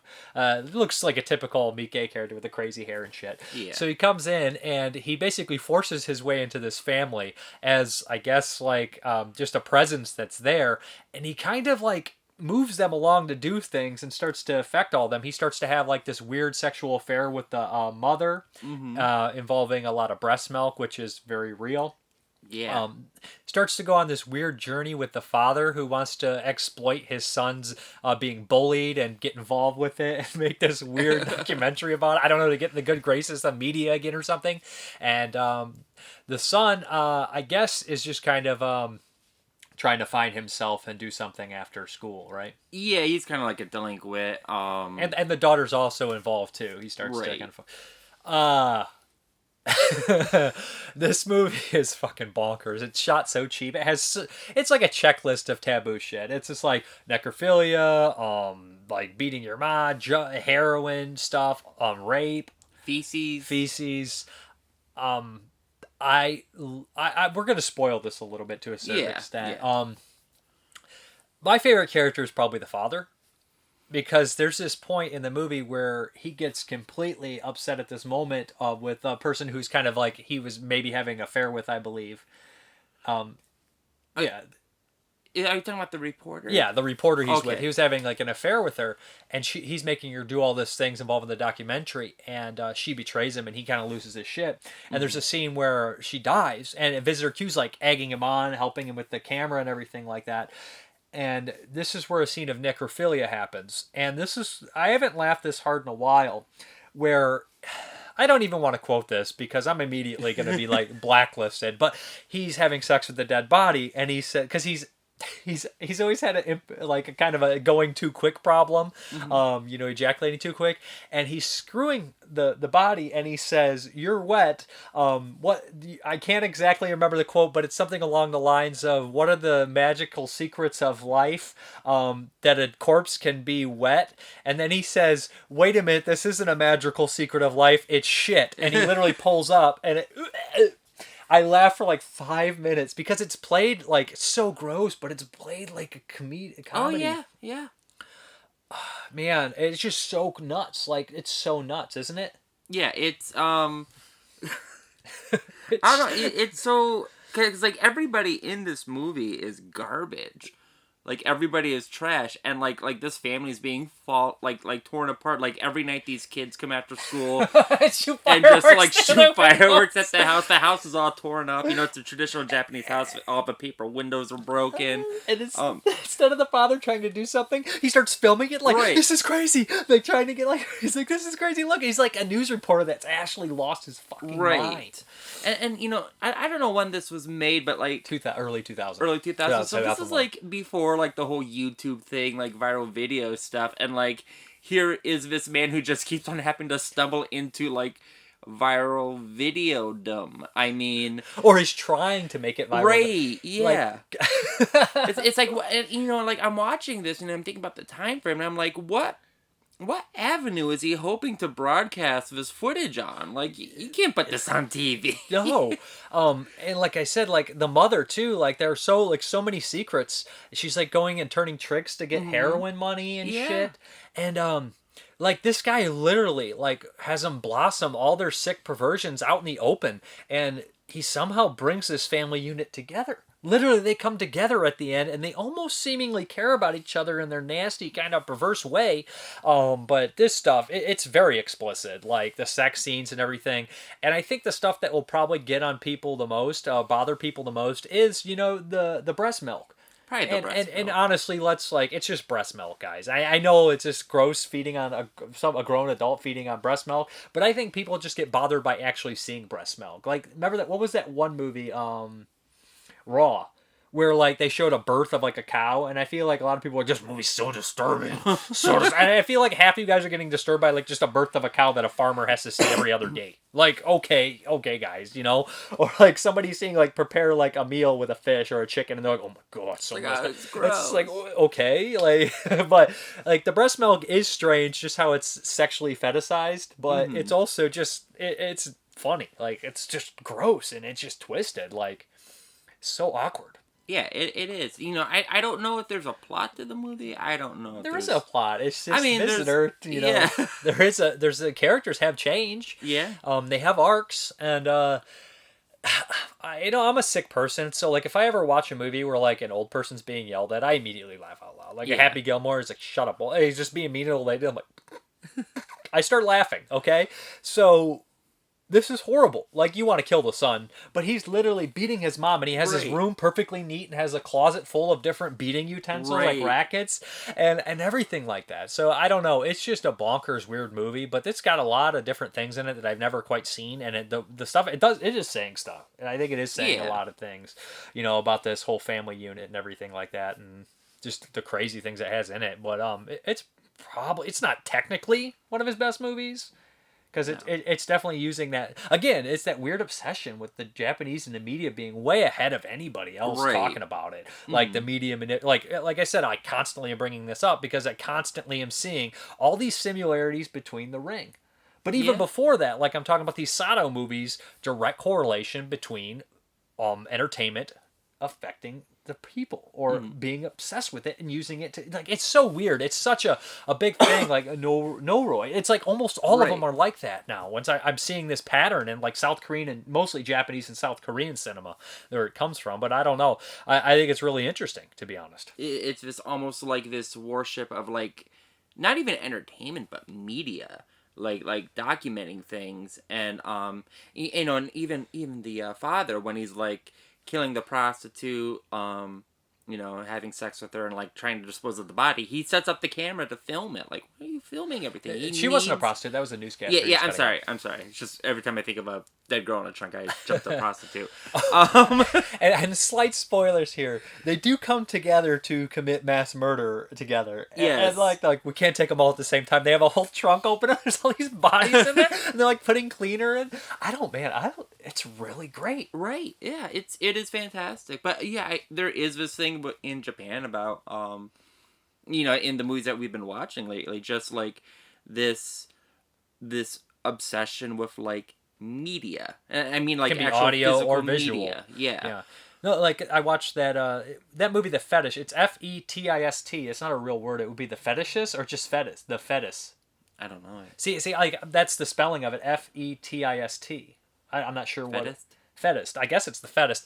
But that movie again had a obsession with media. Like they're just filming acts for no reason. Like we got to film this bondage scene, and then the guy recording everything, like, and be out in the streets and catching on the weird things like that. But I know it predates and stuff like blow up and stuff like that. But it's just weird. It's just like all these movies have these weird media obsessions and stuff like that. Yeah, and I don't know where it comes works. from. Yeah, it works. It really does work, and it's just it's like an elaboration of found footage. Like even that Gurozuka movie, like that tape. The tape was evil. Like after evil act was caught on tape, and whoever sees the tape is somehow affected by that evil act that was on tape. Is that Ring too? That the Ring is like that too. The Ring's a curse though within the tape. So it's just so many weird shits like that. And it's like I never thought like there would be this many things. Like it's a pattern. It's almost like the slasher movie equivalent, like trope in American cinema or something. Probably. Maybe it is like that's just what they are drawn to, and that's what becomes popular in the country. Just like we have like the camp slasher or the teen slasher. Well, I said it's a weird thing because a lot of the people that are gonna watch anything that is like Visitor Q or anything or No Roy are probably gonna be obsessed with film and media, so they're automatically into that world of understanding the obsession with it or something like that. Right. And most movies that involve perversity of any sort directly are correlated with obsession, because perversity and obsession are almost hand in hand. Yeah, I mean it's the same side of the coin, really. It's not even a different side of the coin. It's obsession and perversity are one and the same, because But anyways, I would highly recommend this. If I had to rate it, just because when I always have somebody on the show together, I always rate it. First time watch, 8.5 out of 10. I like the extreme side of cinema too when it's good. I mean, I don't like the extreme side just for no sake. If there's nothing there, it's just like it annoys the shit out of me. But if there's like lots of interesting things or just different things, like I really like it. So yeah, because the extremeness is, I think, in some hand shock, in some hand it's part of the comedy. I'd probably give it a 4 out of 5. I mean, it was really fun. And it moves pretty quick too. Yeah, very quick. Disgusting though. This isn't for everybody. But this is just for perverts like myself who are obsessed with things. Right. 釣りだ祭りださあさあさあさあよいしょよいしょなかなかわかりませんでした。でも今やっとわかりました。それは怒りでもありませんでした。悲しみでもありませんでした。あそこが感じてしまったんです。あそこが感じてしまったんです。あそこがこの音ちょっとそうそうです。いじめにあってるんです。よいしょ。これがほらいじめにあった。俺もらえる。ほら見て。影のズームアップ。そこからズーム引く。ゆっくりと。そして彼女の。いやいけるいけるいけるいける。そんなんいける俺。あいと。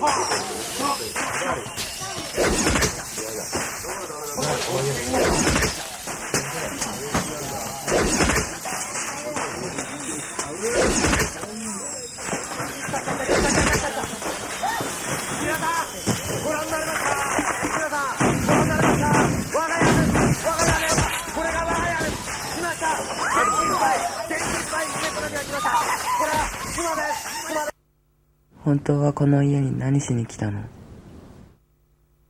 We're at Blindspot. Why'd you get all... You're like... Because we gotta do another review. I don't want to do... All right, Blindspot here. This is your pick. This is Akira. I seen this years ago as a kid. And I watched it a couple of times. This is based off a comic book manga. Or is it manga? Manga. Yeah. Manga series that I've never actually read, but I've seen this movie a couple times. You hadn't seen it. I had never seen it. 88, 87. Crazy movie. I don't even know how to go about the plot on this one. Futuristic society where a military is taken over. There's a lot of kids punks in the street, and everybody doesn't trust the government. So it's pure chaos, and they're committing these experiments, and there's this weird kind of mumblings of this thing called Akira, which was super powerful, that caused an explosion possibly years ago and around the turn of World War III. But I don't know how to go about the plot after that without spoiling absolutely everything about it. Well, I think that maybe in this case we actually don't need to talk about the plot because I think Akira is like the granddaddy of all cyberpunk. Yeah. I mean, it is so influential. I mean, it comes out in 88, and there's stuff before it, but like it is so influential in Japanese culture and as an extension world cinema culture, and not just cinema but also video games, comic books, TV shows. It is like this is cyberpunk. This is dystopian cyberpunk. And that is its legacy. End of review. 5 out of 5. No, there's lots of cool things about it to enjoy. The animation's awesome. Very violent movie. Very violent. Yeah. The effects are great. There's good characterizations in here. You like the characters. You like the connection. And they're definitely saying stuff about the government and everything like that, not to trust them, and the coups and the betrayals, and some of the people on the same side are working together and they're going to betray each other and all that kind of shit. And also, there's definitely lots of allegory to Hiroshima. Yeah, all that kind of stuff, of course. Nuclear bomb. Yeah. There is there's this cult that worships Akira. Not really knowing what it is, and that's blind fate too, and there's also this thing about it, like that respect that you gotta want to earn in Japan, like Tetsuo is the young one, or is Tetsuo is the young kid, and he wants that respect, and his friend always stuck up for him, but once he gets that power, once he gets the weird experiment on him, he loses control. Like, it's a power corrupts, and he has that chip on his shoulder that he has something to prove. But there's also these cool elements of these kids that have telekinesis or telepathy. They have a bunch of powers. They were government experiments, and they have a close friendship and bond amongst each other. And they do this really cool hallucination scene where they're it's awesome. And it's just nightmare fuel, and it just works really well where they mess with Tetsuo. I think Tetsuo is him. I'm mixing up, but Tetsuo is the one that actually gets the powers. That gets the powers. Yeah. Yes. So, and Kaneda is the main character with the motorcycle. Every time I hear the name Tetsuo, I can't help but think of Iron Man. Tetsuo Iron Man. And I just that's one of my favorite names. The next cat I have that reminds me of it. Its name is going to be Tetsuo. Here's the thing: we had this stupid cat, and I don't know, out of nowhere. Every time we grab him, we'd always Tetsuo, make him talk and say Tetsuo. I don't know why. It was it's so funny, but he hated it. Yeah. Anyways, like I said, I really like this one. I mean, there's no real problems with it. In that opening, when the biker chase is just... this movie doesn't take any time to slow down. It's just nonstop action the entire time. And it gets batshit crazy when Tetsuo starts to morph and can't control the power anymore. Super nuts. We also have this general in here who is basically, the quintessential 80s... probably till even now. He's the Haggard type from Final Fight. Big strong guy with the mustache. It's that's just such a Japanese anime or stereotype. Don Fry played that kind of character in Godzilla Final Wars. It's just, I love that character type. He's also in, what's the anime from '86 by the Ghibli Studios one that I watched? Was it Castle in the Sky? Castle in the Sky, but that guy doesn't have a mustache. Yeah, he does. He fights a guy with a mustache, though, remember? They have that muscle flex off. Yeah. That's exactly what I'm thinking. Yeah. But, no, I mean, I was looking at reviews on Letterboxd, which is always a mistake, because Letterboxd is filled with people that don't love movies. They love to, badmouth movies, and I know this is shitty. Nobody has any objectivity on Letterboxd, and I know, objectivity is but I saw a 1.5 review of Akira, and even if anime is not for you or this movie's not for you, there's no fucking way Akira's 1.5. No. And literally his I'll call this guy out because everybody knows where they see it. His review is basically just quotes Tetsuo, Kaneda, Tetsuo. It's dude, fuck off. Fuck off. Funny. Literally, you're off. missing everything about it. Yeah. I mean, you can't enjoy modern, video games or movies or anything without it, being thanks to Akira. I'm sorry. And at the same time, just because it inspires stuff doesn't necessarily make it good, but it is good. It's so good. Entertaining. I cannot see how you don't like this. I cannot see. And a lot of people are just doesn't make any. I mean, you can kind of follow it. It makes sense enough to me. Right. I mean, and this is, I haven't seen this movie since I was fucking 18 years old. And rewatching it, I was I pretty much got what's going on. Yeah, there's lots of twists and turns, and maybe some of it seems pointless when there's traitors and everything, but I got it. I pretty much got it. I mean, it's super strange. It's saying a lot of things, and I know the comic book's probably more in depth and everything like that, but I don't know. I think it's a great movie. I think it's awesome. I like most of the characters in the movie. I think the psychic kids are awesome. And it's also, a film about sacrifice. Lots of sacrifices are given. Lots of sacrifice. I had never seen it before, hence why we're watching it now. But there's things in media that like I adore that are directly inspired from it. I mean, the kid in the wheelchair, how he has like the little pod, like it's like that's just Pokey from Earthbound. Canada on the bike is just Cloud in Final Fantasy VII. I mean, these things, everything exists within a bubble. The animation in this is fantastic. The storyline is touching. It is a Japanese movie, so it's not over until somebody fights a giant fetus. But it is fantastic. It is a fantastic movie. You're gonna... Yeah. It's in his book. It's not in mine. I lost my spot. I could have swore it was in here. It begins with an A. Yeah, I know. Akira. I had it, and you lost it. Keep talking. I don't know what else to say. Here it is. I like the color of the bike. Stop it. The bike seems really fun. Okay, shut up now. Akira, 1988. 3 out of 5 stars. Animated Japanese feature based on a comic book series set in the 21st century when Tokyo is ruled by a military government that has brought on urban blight and a disillusioned youth. With imaginative camera angles, director Katashiro Atama brings an unusual sense of cartoon excitement to this convoluted though fascinating morality tale. 2 members of a bike gang uncover a secret experiment to develop telekinetic humans to be used in warfare. Its richly textured tale demanding full attention. Which I don't think he got, because he gave it 3 out of 5. Okay. Huh? Okay. Alright. I would probably give this 9.5 out of 10. Almost perfect. 9.5 out of 10? Yeah. I'd give it a 5 out of 5. If I was doing 5 out of 5, it'd be 5 out of 5. I mean, I like I said, I'm not super well versed in anime, but almost all the feature lengths I've seen, I've only watched classics, though. I really enjoy. From, Vampire Hunter D to Demon City and Ninja Scroll. They're all great.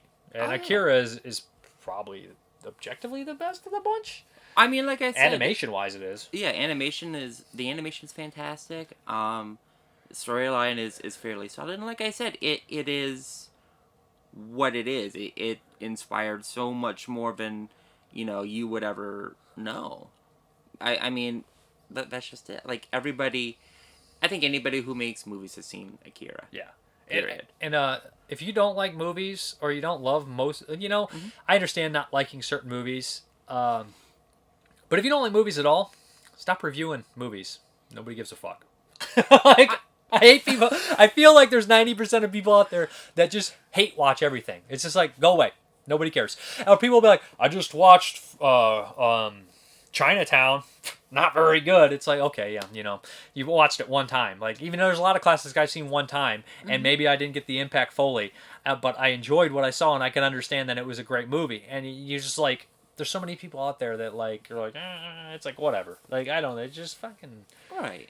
If I hear one more person saying, I'm the only one that thinks Texas Chainsaw Massacre sucks, I'm going to bash his brain in with a hammer. Can you not enjoy a beautiful black comedy such as Texas Chainsaw Massacre? Stop it. It is a comedy. That's what's so funny about it is Toby Hooper's the only one that thinks it's funny. He's like, that's pretty funny, huh? I thought it was funny. Everybody else is like, no, it's not funny at all. He's like, what? I've only seen it one time, and like You've only seen it once. Stop laughing. But it's just like, I understand there's some movies that people don't that you don't like, but it's just like I'd rather just, you're not gonna like stir some great debate or, like shine some light on a movie that everybody hates it now because you said it. It happens every once in a while. Like, just no one really cares.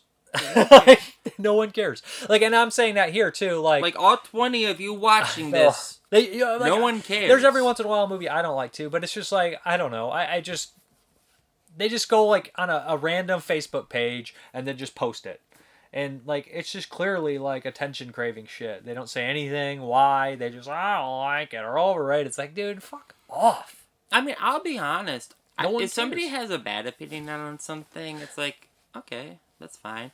But if somebody has a good opinion on something, I want to know more about that thing. Me too. I want to, like, oh, you think this is fantastic? Well, I want to see fantastic things.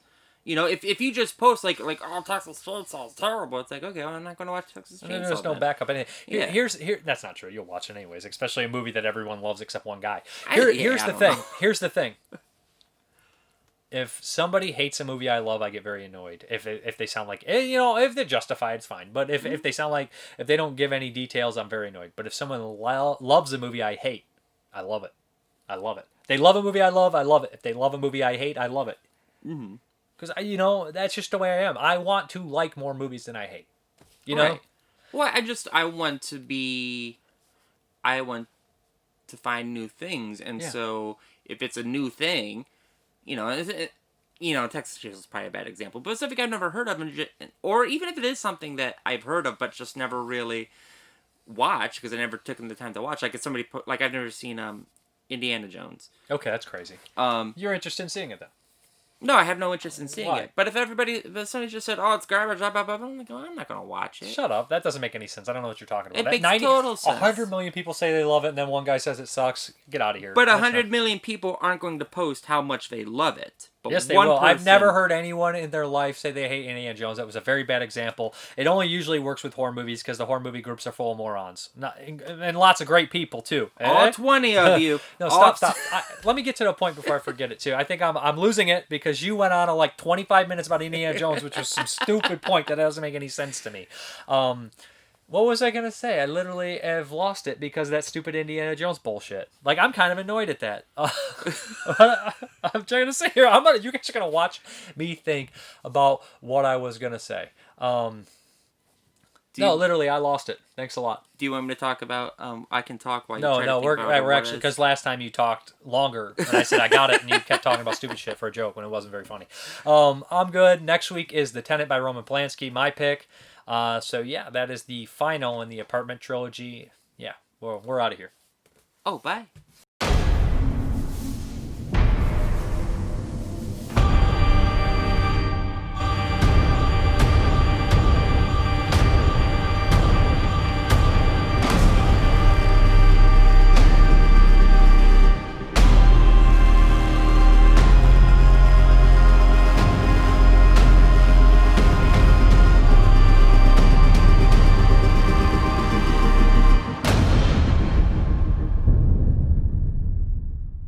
Oh, and one more thing. I just thought about it. When somebody comes out and says, saw Texas Chainsaw Massacre, didn't really care for it. It's also there's another point to movies. You're not going to love every single movie. But if you can't watch a movie that has historical context and just at least try to compare it to other movies you've seen later on or compare it to the contemporary movies that were happening and take some sort of respect out of it from that or some kind of interest points out of that, then I don't know what you're doing. I'm sorry. I know I'm seeing I'm on a high horse. You know what I mean though? Why are you so mad? every single piece of a puzzle. You know what I mean? Every movie. Mm-hmm. You don't like everything. Right. And I'm not the brightest guy ever, but seeing certain things, it's every time you see a movie, it's another piece of the puzzle of that big thing called cinema, and you can connect it to other things, and they all correlate and they all go together, and it makes things more interesting. For example, the movie Whirlpool, which I had never really heard about. It was by Jose Larraz, and it came out I think before Last House on the Left. And that ending of that movie was just so downbeat and so nihilistic. It kind of blew my mind, and I was thinking, man, Last House on the Left, maybe Craven saw something like this, or maybe that horrible attitude was in the air before Last House on the Left. It was just, in society, it most definitely was, but maybe it was there in cinema too. I know other movies say it, were kind of downbeat, and it was kind of a trajectory to that, Bonnie and Clyde, The Wild Bunch, and I Living Dead, and then The Last House on the Left. But that was another piece of that puzzle that I never thought about, and it just kind of was very interesting in that point. And although that movie is not nearly as strong as Last House on the Left, or as powerful, or as famous, it is another piece. And somebody would come in and probably be like, 2 stars, didn't like it. It's yeah, but the historical impact and where it fits in the thing makes it so much more interesting and much more worthy than a 2-star rating. I enjoyed the movie, but that's what someone's saying. People don't necessarily think out of the box. I know that sounds shitty. I know a lot of people do too. There's a lot of huge film fans and cinema fans, and a lot of them think like that. It's just, I can't, this comes back to Akira. Who the fuck would rate Akira 1.5 out of 10, out of 5? Why? There's some classic movies, for example, Evil Dead 2 is one that I've never had the love that a lot of other people had. But there is no way I look at Evil Dead 2 and say, that's a bad movie. That sucks. That's just, it's just fucking counterproductive and idiotic. Well, you look at these things like we look at Star Trek, Star Wars, and like these things wouldn't be around if it weren't for things like Forbidden Planet. Yeah, but Forbidden. Things exist because these people grew up watching this thing, and they grew up watching this thing, and there comes a point where, like I said, everything exists in some sort of bubble. Everything is within context of each other, and if you or significance, and to have an appreciation of one thing, I think it helps to understand where that appreciation comes from. There's another thing too. I have been guilty of disliking a certain director or style. Herschel Gordon Lewis, for example. Never been a huge Herschel Gordon Lewis fan. Mm-hmm. But do I regret watching his movies? Do I regret buying his movies? Absolutely not. I am super happy I bought them. I'm super happy I watched them. Now, I don't rate them as high as, like I said, that's kind of like shady because some people are like, well, the way you don't like Herschel Gordon Lewis, I don't like this. And I can understand that, but I do feel like there is a lot of respect given to Herschel Gordon Lewis, that I respect the hell out of him. But there's also that thing where he actively said he didn't give a shit, which bothers me. But he is a huge, major part of history in horror films. And, like, his films definitely inspired other films and lead to the thing. And it's a big part of that puzzle, a huge piece of the puzzle. But just when people are so dismissive and they don't really talk about their feelings and get them out there, I just feel it's completely counterproductive for someone to waste their fucking time writing a joke review on something that's so important as Akira, or even if nobody could get, just like, this sucks, I don't like it. It's just stupid. It's just a waste of time, and it's just something we don't really need. It probably made them upset. It probably made them cry, or made them feel a certain way, so they felt the need to counterbalance. I just can't. It just still bothers me. Like, I get it at one point. I know there's lots of, like, great critics out there that just shit on movies, and, like, take, for example, Bring Me the Head of Alfredo Garcia. It just was horribly shit on when it came out, but that's a fucking masterpiece. I don't even understand. That's his best movie. It's his most personal movie. Might be his most personal. I think it's his best. I've it's seen my second 3. favorite. And as much as I like Wild Bunch, Wild Bunch is an absolute classic, but everybody loves Wild Bunch. Not everybody loves Bring Me the Head of Alfredo Garcia. So, like, when you have that connection to something, it's a little bit more personal, I think. Well, I think it's just a more personal movie because I'm not an aging cowboy, but I think I am somebody that has wishes and wants to brighten my outlook on life and my prospects for somebody that I care about. I mean, can't lose all the time. Yeah, you can't lose all the time. He's a loser. Can't lose all the time. He can't lose all the time, and he's right. Anyways, we've got on crazy tangents of completely nonsense, but it's just like, I don't know. That's basically my reaction to a 1.5 review on Letterboxd that had 900 likes, mind you. But all of them were from me. I don't find it funny. Like, I just think it's one thing to make jokes and have fun. Well, it's just like, it's not funny. It's just not funny. It's just a waste. I'm mad I read it. I know. And we all have different opinions, and I respect a lot of people's opinions, but, like, that's not saying anything. That's literally not saying anything to where I understand why you disliked it. Like, there's no constructive criticism in that. Now, you're not even talking about something really dumb like that some people might draw, like Troll 2, like hard pass, just post that hard pass. You know what I mean? Whatever. But still, anyways, I'm done. You got anything else to say? Because I've rambled on like a moron for way too long. Yeah, I don't read reviews or really watch them. What? No, I don't. I'm like... the funny thing is now, if like I said this on the 22 Shots, if I'm going to spend my time reading a review, it's not going to be by a joker like me. I'm going to read Kat Ellinger or, somebody, Tim Lucas. If I do that, I want to pick up a book like that or read one of their blogs or something like that if I do decide to read something.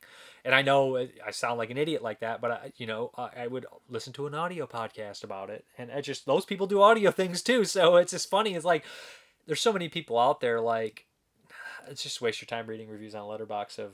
I find analysis to be fascinating. Reviews, I don't care what you think. Let's be real. I bounce back and forth. I don't think I'm 100% a reviewer at all. Sometimes I just like talk about the movie a little bit and get some eyes on it. If the little bit of people that watch the channel. But sometimes I think we go into analysis a little bit. I mean, we did it with Visitor Q, basically just comparison to other films around the time in society, and media and stuff like that. I always try to push a more analytical when I'm watching these movies. What is this? Where does this come from? Where does it go? I pick all these 50 science movies for a reason, and that reason was because of a song. Yeah, I always try to. I become kind of hooked on certain directors, especially if I can find themes and messages within all their movies. That's why Romero's my favorite.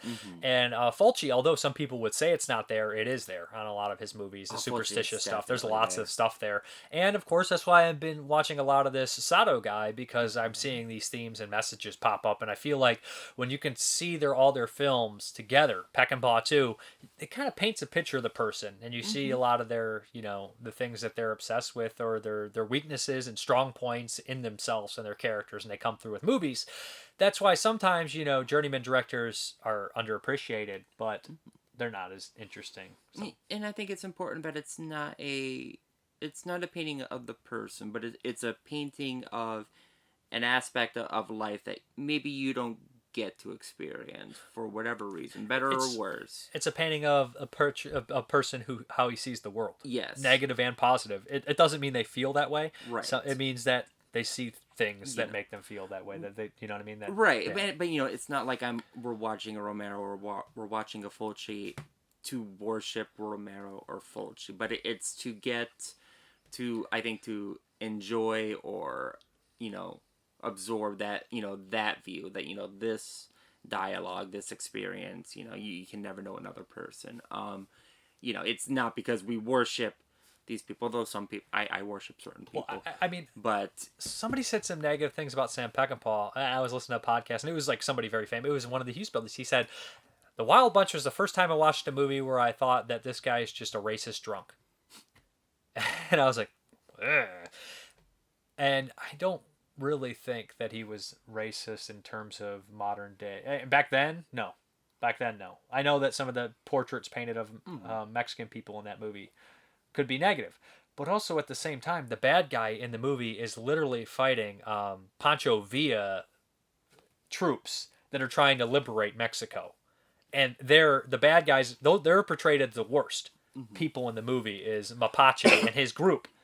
And they're fighting freedom fighters with the guns that the Wild Bunch are going to buy. And the Wild Bunch decide to say, fuck this, and go against them for multiple reasons, So it's just like, in fact, the Wild Bunch are worse than... It's just weird. I don't see it. I really don't see it. I think there's a deep love for Mexico and Sam Peckinpah in those movies. I do. I think that he romanticizes a lot of things, some violence, and although he hates violence, he romanticizes a lot of the Old West, and in the same way also shows it in a horrible light, the violence. But at the same time, he romanticizes Mexico.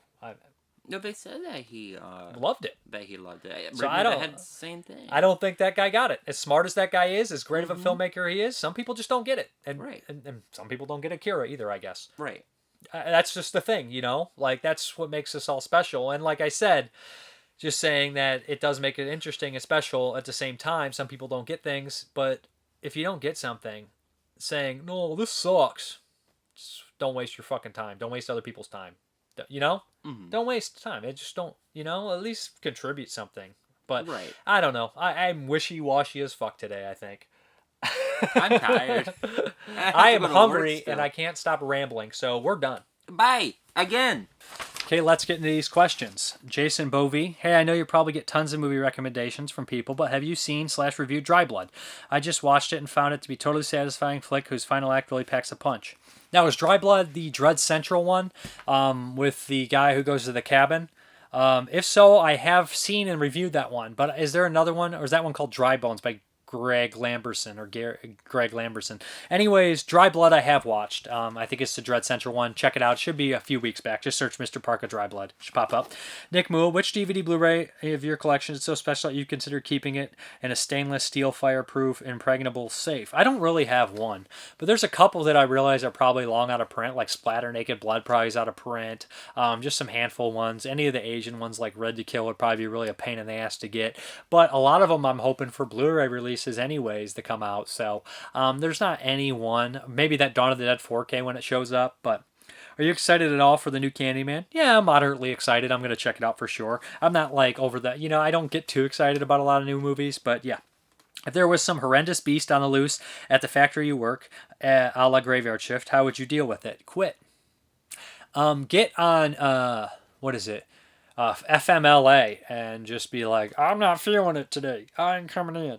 But it depends if the doors were shut down or anything like that. How would I deal with the thing? I would want to get it out in the open so I could constantly see it. Because in Graveyard Shift, you're in like catacombs and everything like that, so you're kind of screwed.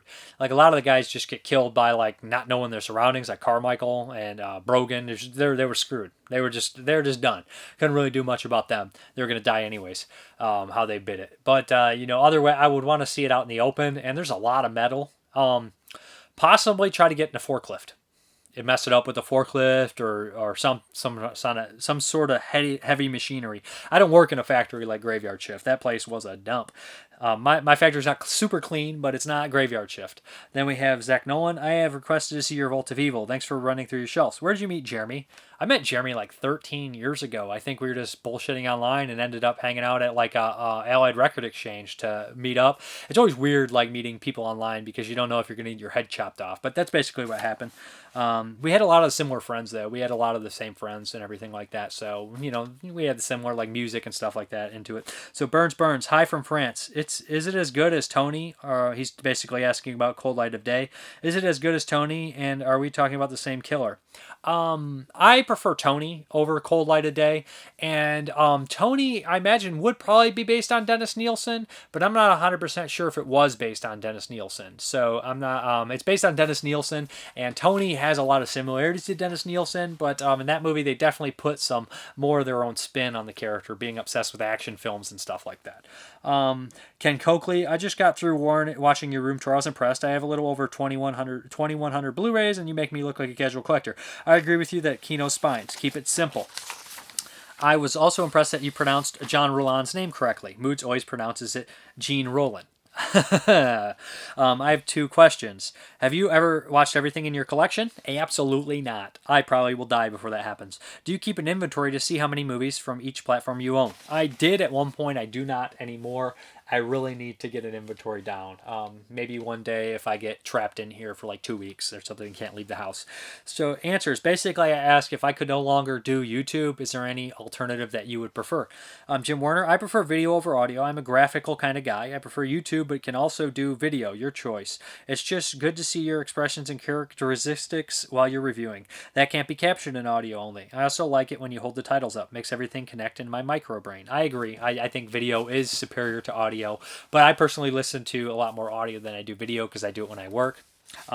Michael Woodward, Mrparka, you could set up your channel on alt platforms such as Bitchgut and Odyssey. Many channels that I subscribe to are now on these platforms as YouTube either banned or censored them. CEO of YouTube, Susan Wojcicki, is a disgrace. You can actually film animal abuse videos on YouTube, but God forbid if you say something political that she disagrees with, you will be banned. So these alternative platforms are now where I go to seek out channels that I watch. Thank you. I'll have to check those out. Nick Mua, if you disappeared from YouTube, I would summon the Bloodhounds and sorry, wrong program. All kidding aside, I would recommend Vimeo. They have a new, nice, sleek look, and I believe they don't charge exorbitant sums of dough. I think that's $300 for a year. Also, the image quality on Vimeo is excellent. The guided tour of your home media chamber is very much appreciated. Moving it all when you're repainting the walls must be a bit of a chore, though, right? I'm not repainting these walls. I painted them once. We're good. And I don't plan on moving anytime soon. When I did, oh man, I'm never moving these again. It's so miserable. Because it's like you got to be like, the last time I got to the point where I just put it, like I would grab like 10 movies and put them in keep them in alphabetical order and put them in a plastic bag, then put them in a bin. So when I pull them out, it's instead of sorting 500 10,000 titles in alphabetical order, you only have to sum like 500 bags. Like boom, there we go. So then we have Bad Brains Horror Dave. Dave, if you couldn't do YouTube for whatever reason, I would recommend Twitch. A couple of good horror shows in there and great community. Miss Turning the Dead on Twitch, for example. Love the show. Thanks.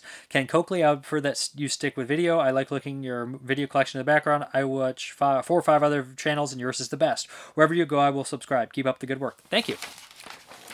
Skip Barber, I guess the question is, what is the goal of the move? I agree that YouTube might change in unpredictable ways, but currently you have a reliable audience of between 700 and 900 views per week. Is there such a platform that can increase viewership? Do you want to monetize your videos? Can you increase your Patreon base of support? Would interactive Zoom presentation be a way of increasing your fan loyalty and support? Just some random thoughts. Really, it's all about copyright and things like that. If YouTube one day decides that we don't want really any independent people on here because some idiot might do something or say something that's completely inappropriate and it looks bad on on us. Or some, kid might stumble across a review of Cannibal Holocaust and be absolutely scarred or something. Like, we don't want that on our hands. So any day the bubble could burst, and I'd like to start it back up now, so it's not completely a horrible switchover. Randall Stouter, I'd listen to in an audio only form, not all that familiar with Zoom, but would definitely support any move you had to make. I appreciate you guys for all the support, following me over if it happens. Basically, Skip Barber posts, here are some options. DTube looks good, but I'm not familiar with it. And then he also put a couple other ones, a link to like 10 alternatives. Jonathan Wilhelm, all these cool kids are using Twitch these days. I don't really know how to use Twitch. I'll have to look into it. Matthew Hutchin, live weekly presentations at the Valentine. I realize that's kind of a joke, but come on, it'd be cool, wouldn't it? In all honesty, you could do audio, but you need a format where you could post pictures with the episodes, because I'm not being denied seeing you. Crap, I haven't seen you in person in like 9 months. Matt Hudson's a friend of mine. So Watson, who is from the Watzee Horror Show podcast, great show. Probably said it wrong, but search Watzee, like Watzee. It's Dave Z and Watson. Great podcast. Are you switching things up with your content, man? And I answered him. He says, well, a straight up podcast would shoot you. You've been killing it lately, dude. A DJP solo cast would be badass. I would have to take a page out of your book and script some stuff. That's what I told him. Basically, he asked, how do I get the audio version of the show? And if you guys don't know, there is an audio only version if you just don't want to see me, or you have to do something and want to carry it to work with you. It's under Shut Up Brandon Podcast on Stitcher and Podbean, and it should be on Apple as well. Or just search Mrparka under episodes and you'll see, and subscribe to that. There's some old episodes of from years ago too on there, of me, Dustin, and Brandon's show, Shut Up Brandon. Then we have Key Hornick, Spotify, ? Rashish Brown, Twitch. Dustin Mills, just come to my house and yell your movie opinions at me. I already do that. I used to do that until you moved to Bowling Green, which is too far for me. Jamal Potter, I'd upload a clip as a promotion to YouTube with a link in the description on Vimeo or Dailymotion. Barbie Beeson, Dead Air Radio. And then information, these are some funny comments. DVDs, nuts, and popcorn. Just following your channel. Nice job on the video. Very detailed and informative. Subbed up. I love supporting the movie review and collecting community. I feel it doesn't get the views and love it deserves. I just started a secondary channel for my main channel doing food reviews and movie stuff. Just dropped my Goodwill, Dollar Tree, etc. horror movie finds for 2020. Check it out. You get a chance. Constructive criticism, always welcome.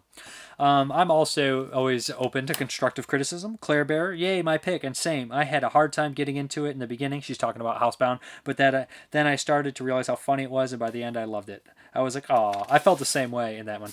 Then we have, she posts, impressive collection. Somebody is going to need more shelf soon. Dika Sapurtura, bro, can you review the movie May the Devil Take You too? Shutter original. The director of this film is Timo. It's a very hard name to pronounce, but he did a bunch of stuff.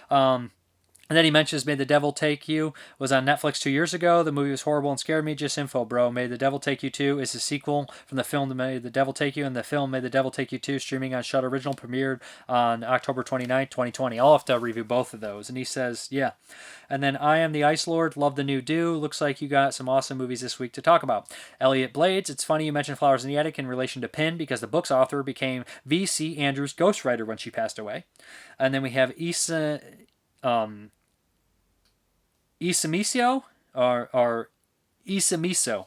Next Door is such an underrated gem. The plot was complete mindfuck. The last scene/twist was so chilling and effective. Big fan of Scandinavian horror. They really need to push out more stuff. Also, amazing tour room. Thank you.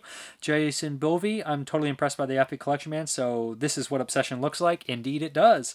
Dominic D, wow, this is seriously an impressive collection. To see the scope of it is awesome. And Wild Will from Chesterfield. Too many rare pickups this past 3 months to name. 2020 has been the year of the double and triple dip for me. Love the room tour. What I would do to dig through your collection and trim back the fat for you. LOL. Would be an honor to buy a few rare ones from you. Keep up the great content, Mrparka. Usually I don't sell any of my stuff. I don't really have that many doubles. And then the question of the week, I stole this from JP on 22 Shots. What are some underrated horror directors? I'm talking like guys like Hiyasu Sato, people that they don't mention very much. Just underrated horror directors. I don't want to hear Carpenter, Romero, Craven. I don't want to hear any of those names. Gordon, Hooper, because they may be underrated, but I want to hear some little known underrated horror directors, not the big dogs. So just let me know on that. And then I guess we're going to hop into the update. Okay, guys, let's start this off with a big one. Untold Story, Unearthed Films. Love this movie. Super happy to see it get a Blu-ray release. Unearthed Films. Hopefully they put out some more Cat 3 or Asian films, Hong Kong movies, because this one's awesome. Love it. Untold Story, Anthony Wong. And then we have Graveyards of Honor. Never seen these. Pretty cool. 2-disc set. This one's sold out from Arrow. I'll have to review it if I get a chance. But yeah. Good stuff. Graveyard of Honor. Then we have some Kinos, Picture Mommy Dead, Donamichi, Zaza Gabar. So some names in here I recognize that I've not really seen many movies. Horror movie. Yeah. Then we have this one, another Kino, Fear No Evil, Ritual of Evil. Not seen these. I think this might be... Is it 2 different movies? Oh, I thought it was 1 movie and then they were cut different, but I guess it's 2 films. So, love Kino, what they put out. Then we got Killdozer on Blu-ray, Clint Walker. I think what is his fucking name in here? It's one of the big guys. Neville Brand's in here too, so I like seeing that. Not seen this one. Haven't had the DVD, but yep. Then we have a Blu-ray here of the Tartan Asia Extreme, the Triad Trilogy, Triad Election, and Triad Underworld. So pretty cool. All 3 movies. And then we have a DVD of Phone, which is the newer edition. I think, like I said, I'm done with the Tartan Asia Extreme. This is the last of them. Pretty cool. And last, a DVD of Gun Crazy Collection. This is the first 2 movies in the collection. I have the second 2, and this includes, what are the movies? A Woman from Nowhere and Beyond the Law. It was used, but good price on it. So yeah, I guess we're going to hop back to the video. Okay guys, thank you very much for watching, and as always, have a good one.